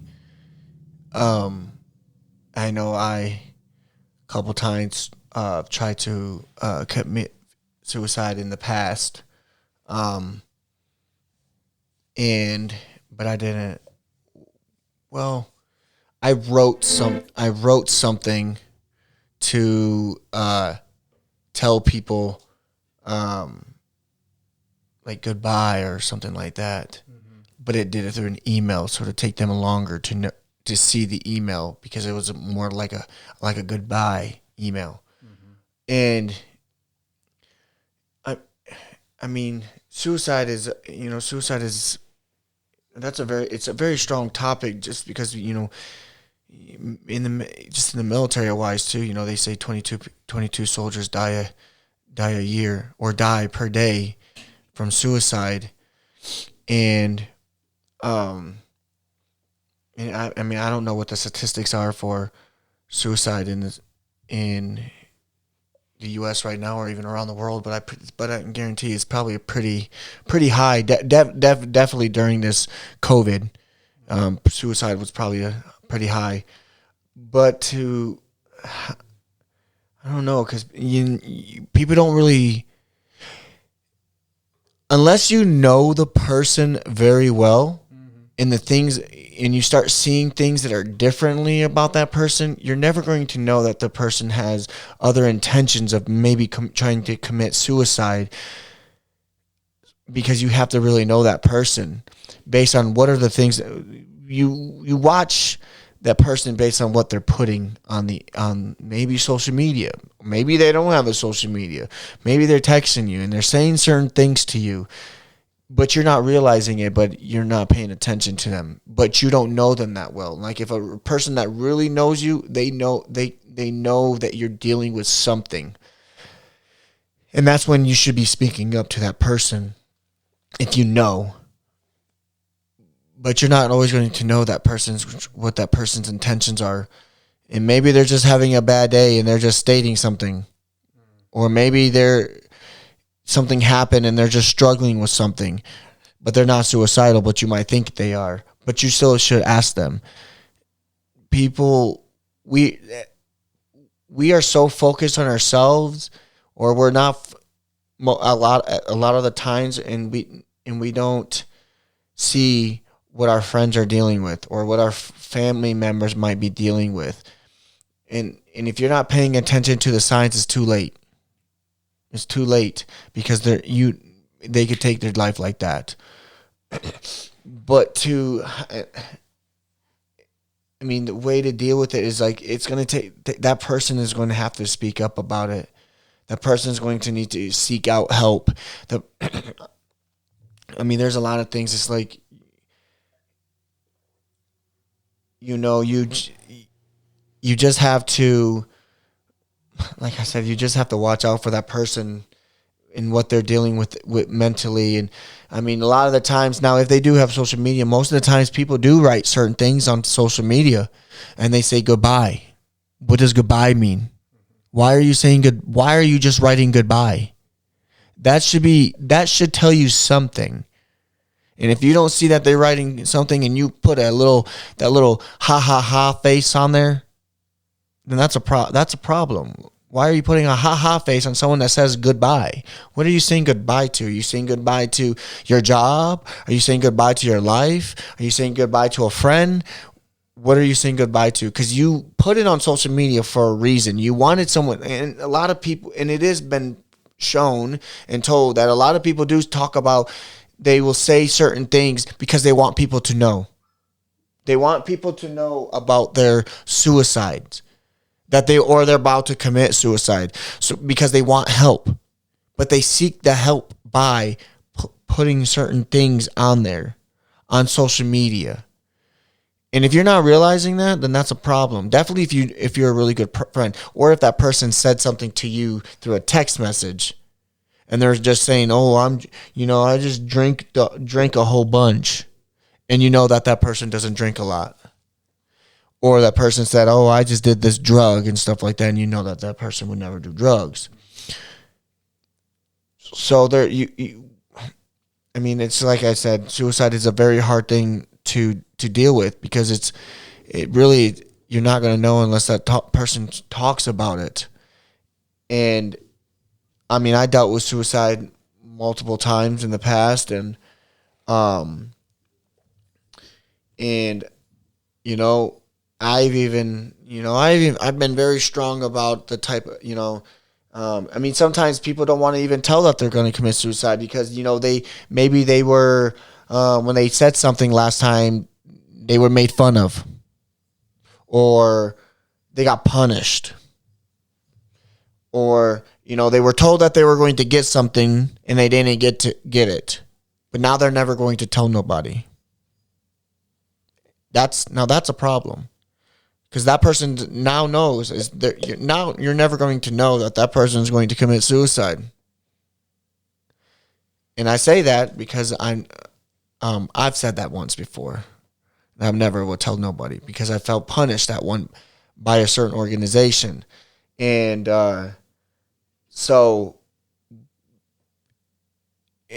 people deal with things differently all the time. And it could be the smallest thing that they're dealing with. But you may think, actually, let me take that back. You may think it's the smallest thing that they're dealing with, but it could be a big thing that they think that they're dealing with. So just because you think it's something smaller doesn't mean that they have to think it's smaller too. Now, they may think it's a lot bigger and a lot harder to deal with. Because, again, we're humans. All humans, we deal things differently. Mentally, we deal things differently mentally. So, if let's just say, you have a buddy that is dealing with, they lost their job and they're not going to find a job for a while because they're not going to be able to find the job that makes the amount of money that they were just making, but they lost their job. To you, the other person may think that's small, man. It's easy to go find a job, but is it? It's not always as easy as people say it is, because it's not. You're not that person. That person might struggle with certain things and everything like that, but I just say if you're feeling like you're in that mindset. Find that person that you can speak with, that you feel comfortable with, that's not going to shun you, that's not going to look down on you or anything like that. Speak up, talk to that person. Maybe that person can help you, or maybe that person knows somebody that can help you, and you don't know what it could be. Maybe it's a job, maybe it's finances, maybe the job that you have is not paying you enough. But you're already working 2 different jobs. You're already working more than what you can work, and you don't get enough time to sleep. Or maybe you're dealing with something with school, or maybe it's something with your kids. Because a lot of people forget about that too. Or like mothers, single mothers. When they have a couple kids or they get divorced, it's like they struggle because they just have all these things that they got to take care of. And I knew actually, one of my teachers, she committed suicide. And she had 3 kids and a husband. And you would have never have known that she had that train of thought, because that was not who she was as a person. She was a great talker. She always lifted her students up all the time. I would have never thought that she would have committed suicide. And that was back in 2014. That she committed suicide, and I would have never thought that she would have done something like that, because I didn't know what she was going through. I guess nobody knew what she was going through. But that is just one thing. It's like you don't know because they don't speak about it. Some people don't even speak about what they're dealing with, and they keep it hidden because they're embarrassed to speak about what they're dealing with. And so, if they speak about it, they feel like they're weak. Definitely men. A lot of men don't want to speak about their problems because they feel like they're weak. And a lot of men, same thing, like even me talking about being sexually abused. A lot of men don't want to talk about that type of stuff because they're embarrassed or they feel like they're weak. And because men always want to act like they're the strong ones. And it doesn't make you not strong when you talk about it. It actually makes you stronger when you talk about it. It doesn't make you weak, it makes you stronger. But but again, we could talk about suicide all day. I mean, it's one of the biggest topics. I mean, they talk about it all the time, even in the military. Suicides, it happens all the time. You don't. And one of the things, like I was bringing up to my my first sergeant, I was like, one of the biggest things we as NCOs, what we need to do with our lower enlisted is we need to be contacting them every week, asking them how are they doing. Is there anything that you need? And things like that. We need, and you could do that even in the civilian world too. Ask your friends how you're doing. You don't have to contact them every single day and ask them how they're doing and, bothering them. But it's to still reach out to them and ask them, how are you doing? Are you doing okay? You need something? Because sometimes someone needs something, but they're afraid to ask you because they have too much pride. And because of that, because sometimes, like for myself, I know I have too much pride. And sometimes people that have too much pride I believe sometimes are the ones who want to commit suicide too. Because they have too much pride to ask you for help or to seek the help. And they have that too much pride that it could have been that they just needed $20 for some gas. But they were afraid to ask you for $20 for gas. So what do? They choose to do. They choose to commit suicide instead. And that's sad. Because maybe all at the same time they didn't feel like they had a friend. Or they didn't feel like their friends, because I've realized in this society, it doesn't feel like friends are friends nowadays. Back when we were younger, you had your best friend that you could always talk to.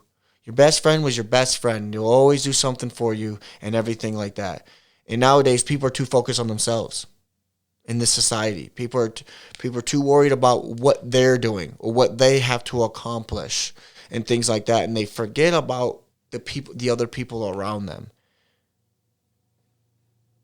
And if all it takes is just one text message or one phone call to ask someone how they're doing, that does not take that much time from you. It takes 5 seconds from you to text that person or to call that individual. You don't have to be on the phone for 10, 15 minutes. You can be on the phone for a minute, 5 minutes, whatever the case may be, just to ask that person how they're doing. Even to send it a text. A text message takes 2 seconds to send someone. And you can send them that text message. But again, it's still hard to find out if that person, but that, again, even if you sent that message and that person was like, yeah, I'm glad you texted me. And it right there should tell you that person was probably going through something. You don't have to talk about it. Just know that person told you, I needed that text message. I had people that I posted a post on my social media, on my Instagram, and it was where the individual wrote me, and I'm going to pull it up real quick. I posted this post on my Instagram that says, one day you will tell your story of how you overcame what you went through, and it will be someone else's survival guide. And I posted that, and someone messaged me back and said that they needed to hear that. That felt good to me. That when they said I needed to hear that. That means I did something, and I didn't even have that. And here's another one I actually sent someone. I also posted on my Instagram that a couple other individuals said that I needed to hear this too. And it was, if you're struggling today, remember this. You have survived everything you've gone through up to this point. The best day of your life is still yet to come. There are still people you haven't met and the things you haven't experienced. You can do this. And I had couple people that messaged me and said that they needed to hear that. And I wasn't looking for anything from someone to tell me that they needed that. But it felt good. I was like, oh, I'm glad that I posted that, because that person, who knows what that person was going through. I didn't ask that person what they're going through. What I told them was, I'm glad that this helped you out. And I kept it like that because I didn't want to get too into their personal business. I don't know them, you know. I mean, I do have a lot of followers on Instagram, but I didn't want to get into their business like that. But I wanted to make sure that when they sent me that message and they said that they needed to hear that, I wanted to make sure I send them a message back knowing that I received it and I saw what they wrote and say that I'm glad that helped you out today. And it's just the simple things like that. And that was a total stranger. I don't know that person. I never met the person, but a lot of the people on my Instagram, I don't know who they are. A lot of them I've never met.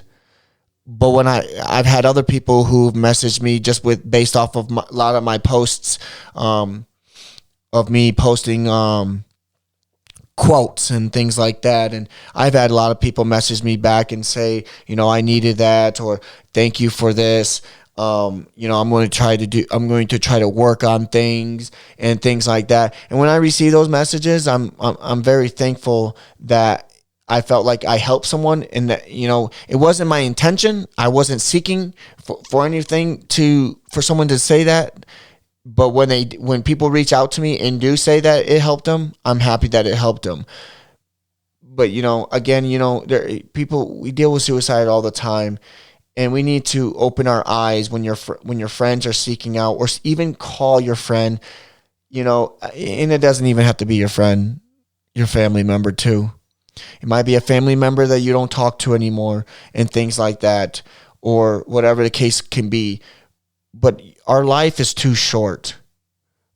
Our life is too short for us to be angry at the world or angry at the people, or to be mad about a stupid situation.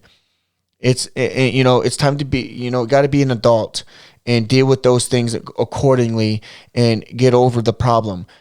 You know, every day is tomorrow is a new day. So every day that you get to live and breathe is a new day for you to start over and to think more positive, to get the negative things out of your mind. Because suicide, it's not the route to go. And being with what I've dealt with suicide and trying to commit suicide several times, sometimes, even though I had the people that I had in my life,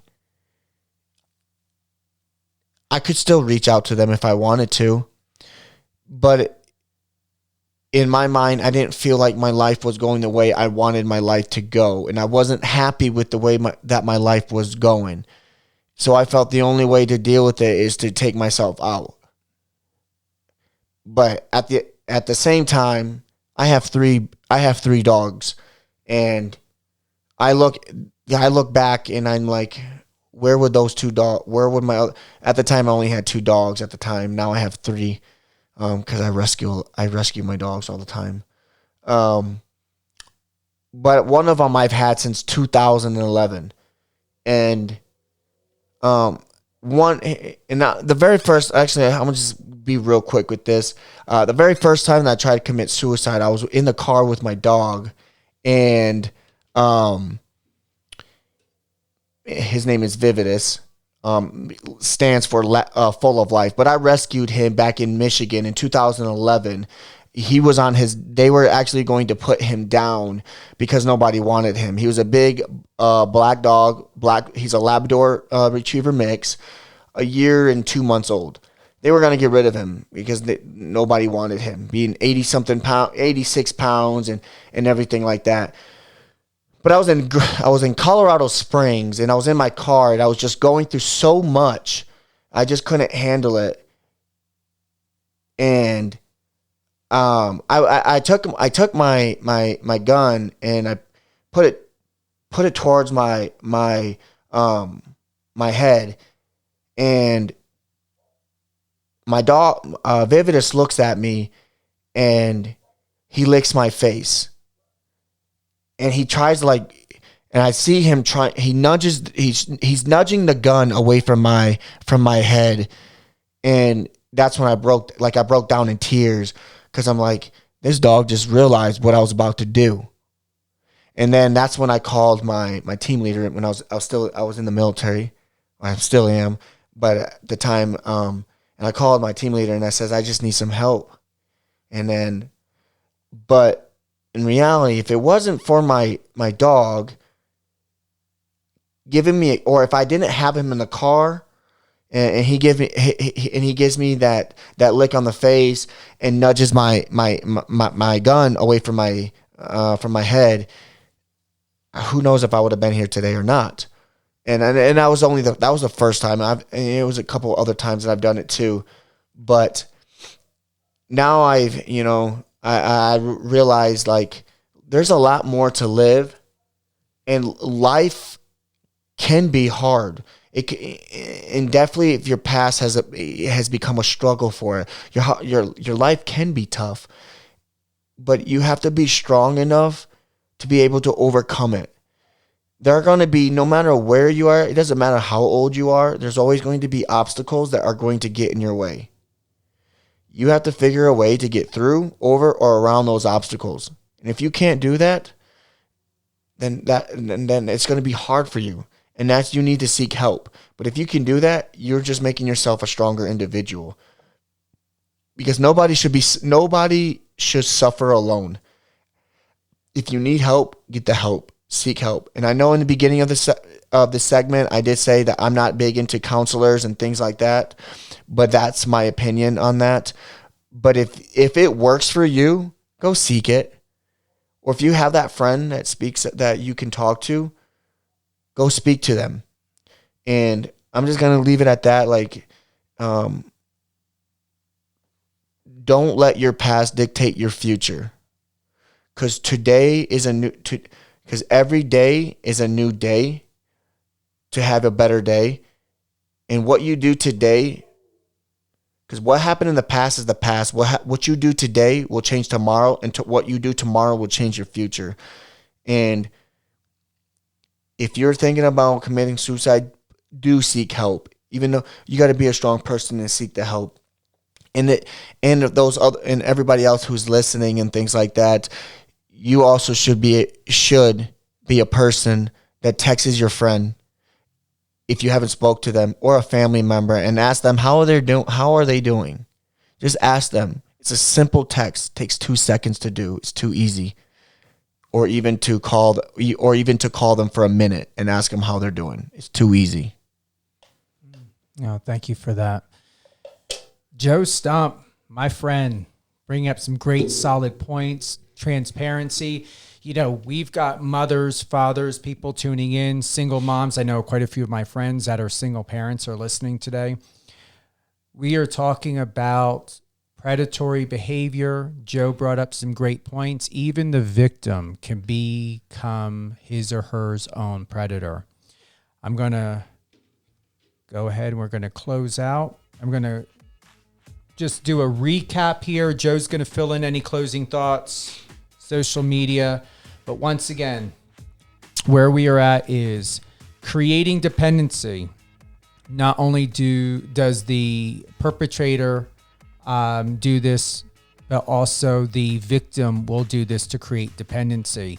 A sexual predator may begin manipulating their chosen victim to create dependency and intimacy. In the beginning, they may be very attentive, showering the individual with gifts, praise, phone calls, and texts. Well, the victim can do this as well to make sure that you're still paying attention. Am I on at the top of your list? Are you going to do what I want when I want? I'm bored. I want to go out. Can we go here? Can we go there? So just keep in mind, this even happens greatly in the entertainment industry. I've experienced it at a very young age. When I actually stopped modeling and acting because my model acting coach pursued me in a way that I was only 15 at the time. And I was like, if this is what their career is going to be like. And I had friends that committed suicide. I mean, I known someone that was 12 years old who was sexually exploited in the in this business, in the modeling industry. And she killed herself. This is something I shared with Joe the other day, that you've got to be very, very careful in what people with their intentions. Lastly, when we look at grooming, Grooming can feel exhilarating at first. The predator employs attentiveness, sensitivity, false empathy, and plenty of positive reinforcement to seduce their victims. Coming up to what Joe had talked about in his topic point, for their part, victims can be so enthralled with or overwhelmed by the attention that they are receiving, they will often overlook and ignore the red flags. And I'm going to honestly say that if someone is encouraging the victim to victimize and predatorize themselves, and you're encouraging it, and you are condoning and advocating intimacy and continued intimacy, especially when you know someone has been raped, sexually abused, violated, suicidal, all of these things that Joe was talking about. If it is not expressed that you are in a loving, committed relationship or marriage that warrants a responsible mutual connection of that intimacy, then why is it happening? So I'm going to honestly say that if you are out there, anyone that is out there, and you know someone that has gone through what Joe's gone through, my story, I've shared about it already, it's out there, and you come to the table and you're there doing your fuckery, even if you were to say, oh, well, it was the other person that pursued me. Well, you're an adult. You had a choice. You had two choices. Take your time to really get to know the person first, to love them and really love them before doing this, or don't do it at all. Lastly, there are 6 main stages to grooming. Well, number 1, targeting the victim. Number 2, gaining the victim's trust. Number 3, filling a need. Number 4, isolating the victim. This is where family and friends start to question and concern. Who the fuck is this? What's going on? Number 5, sexualizing the relationship. Sexualizing meaning intimacy, whatever you want to call it. I call it exploitation. Lastly, number 6, maintaining control. The number one thing is always maintaining control, whether it's the predator to the victim or the victim to the predator. It's control. It's making sure that you get what you want when you want it. Okay, that's not just a narcissism thing. That's mental. That's severe mental illness, and it's not judgment. It is what it is. In addition to it, and it's topics that we've discussed before. Joe and I may talk about that later on down the road with any guests that we may end up having.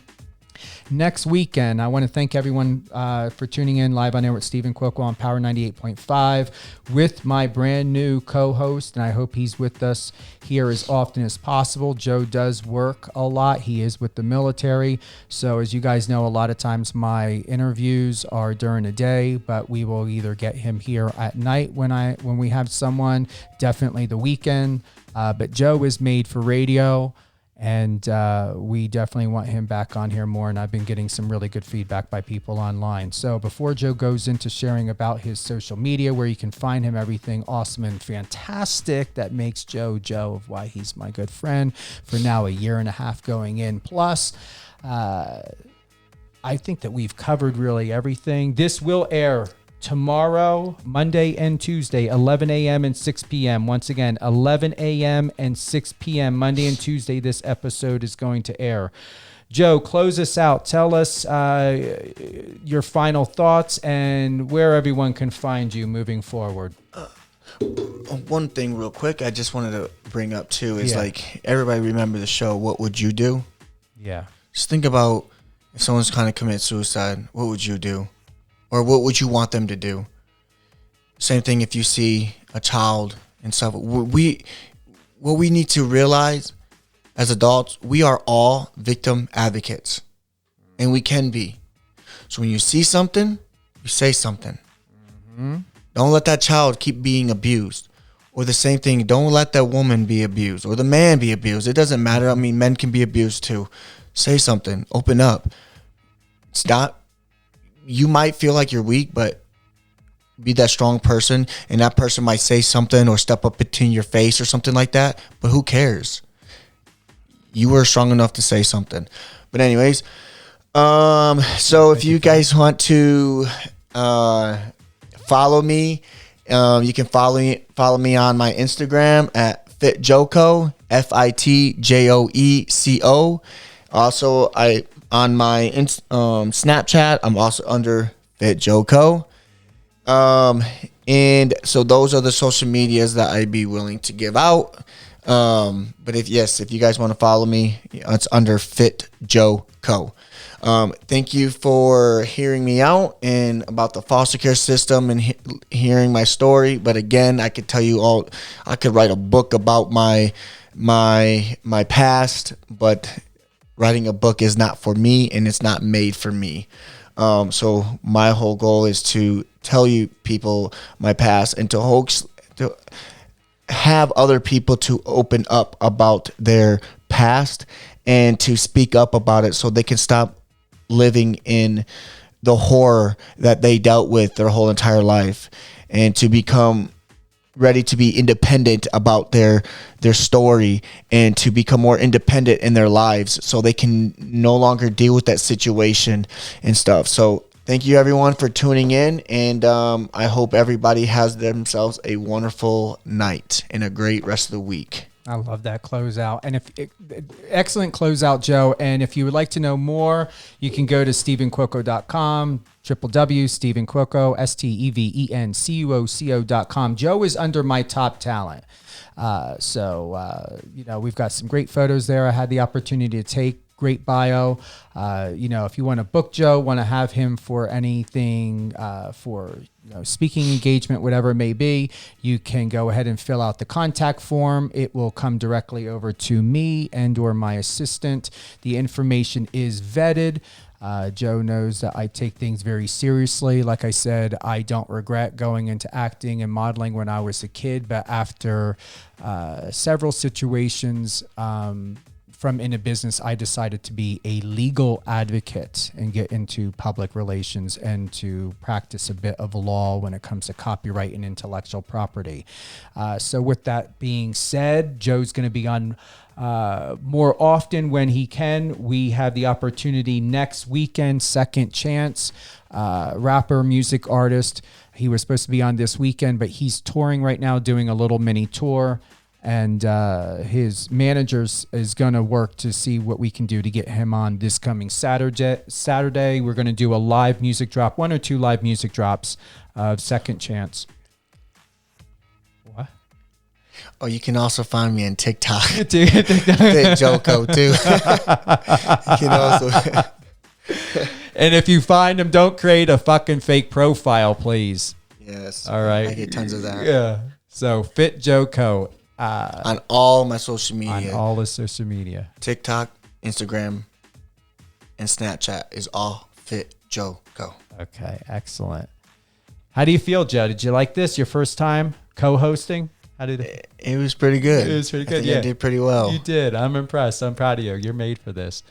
I said a prayer in my head that this can lead us to bigger things. I would love for Joe to be in radio and stay in radio. I'm going to teach you a lot of stuff here. And I would say, I support the modeling and everything. There isn't any money, but we're going to work hard and we're going to see where this radio situation can take you and take us. And, hopefully with things opening back up in the entertainment industry, definitely can get to more events, more sponsorships and things like that. So this is a great start. And I'm going to work on a special introduction every time Joe comes on. I'm going to have something really, really great done by my friend Huss Rajab out there in London. So thank you for everyone from here all around the world. We're in Manchester. We're in New York. Now we're out here in Denver area. So that's what we're in a private studio out here, Joe and me. So if you heard a little bit of banging or a little bit here and there, we're still adjusting to the new set and everything like that. But overall, Joe's got more space than I do, but I don't mind having a little bit more closer space since we are doing things here. Thanks to my team out there in Manchester that's handling things abroad. I really want to thank everyone, my tech team, for putting things together, getting everything done. Joe, what a great night, man. This is the longest time. 2 hours and 10 minutes. I've never been on a radio that long. I spoke a lot. No, but it was worth it. What are your thoughts about hopefully this coming weekend, Second Chance can make it on? You're looking forward to?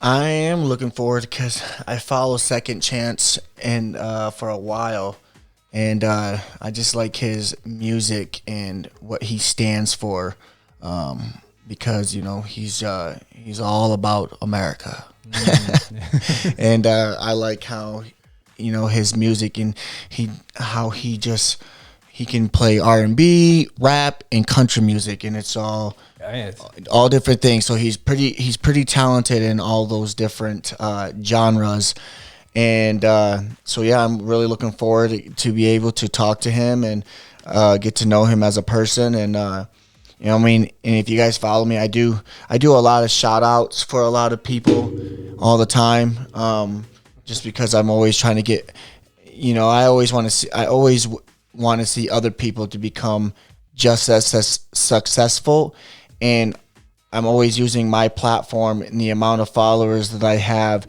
to push people's information out there, regardless of what they do. Even if it's modeling, or they got a clothing line, or they're making music, or they want to be an actor, or whatever the case it could be, something that they're doing. I always will do it. I do a lot of shout outs for them because I want to see those people become successful, and for them to get new followers and potentially new clients, new people to buy their products. So that's what I like to do, because I want to see other people be successful. And with that, I have to say, just don't take advantage of him when you do that either, because I'm the opposite. I'm not into shout outs at all. I don't mind them, but that's the thing that I like with Joe and I. He and I are a lot alike in a lot of ways, but also different in a lot of good ways. So I'm sure, what's great about the type of, when you've got a good friend, when you're not only having a good points, but when you've got friction from time to time.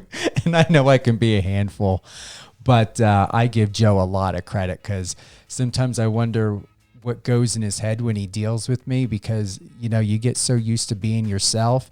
I know what my childhood friends had gone through, but I'm really grateful for Joe and the type of friendship that we have, because it's great to be so comfortable with someone to where you don't have to feel like you're perfect all the time. I don't even feel like that. That's not part of who I am, but at least I know that if I'm being a certain way or whatever, I tell him, you can call me out for anything. I want to know how I am and how I'm acting, and I share the same back to him, being a mirror reflection. So thank you, everyone. Fit Joko. You can catch him all over the place. Be kind. Don't create a fake profile of him. When he gives shout outs and he's out there supporting you, show respect, reciprocate. Don't take advantage. Don't take advantage of people. This was a long topic point, but it was all well worth it. And, you tuned in the middle towards the end. This will air 8 a.m. and 6 p.m. this Monday and Tuesday. Have a great weekend, everyone. Thank you for being with us tonight, and peace out.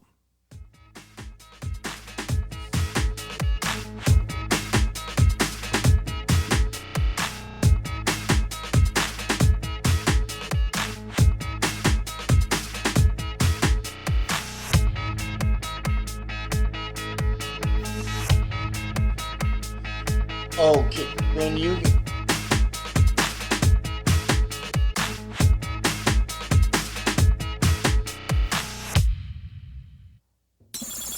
Friend us on your socials and let's connect.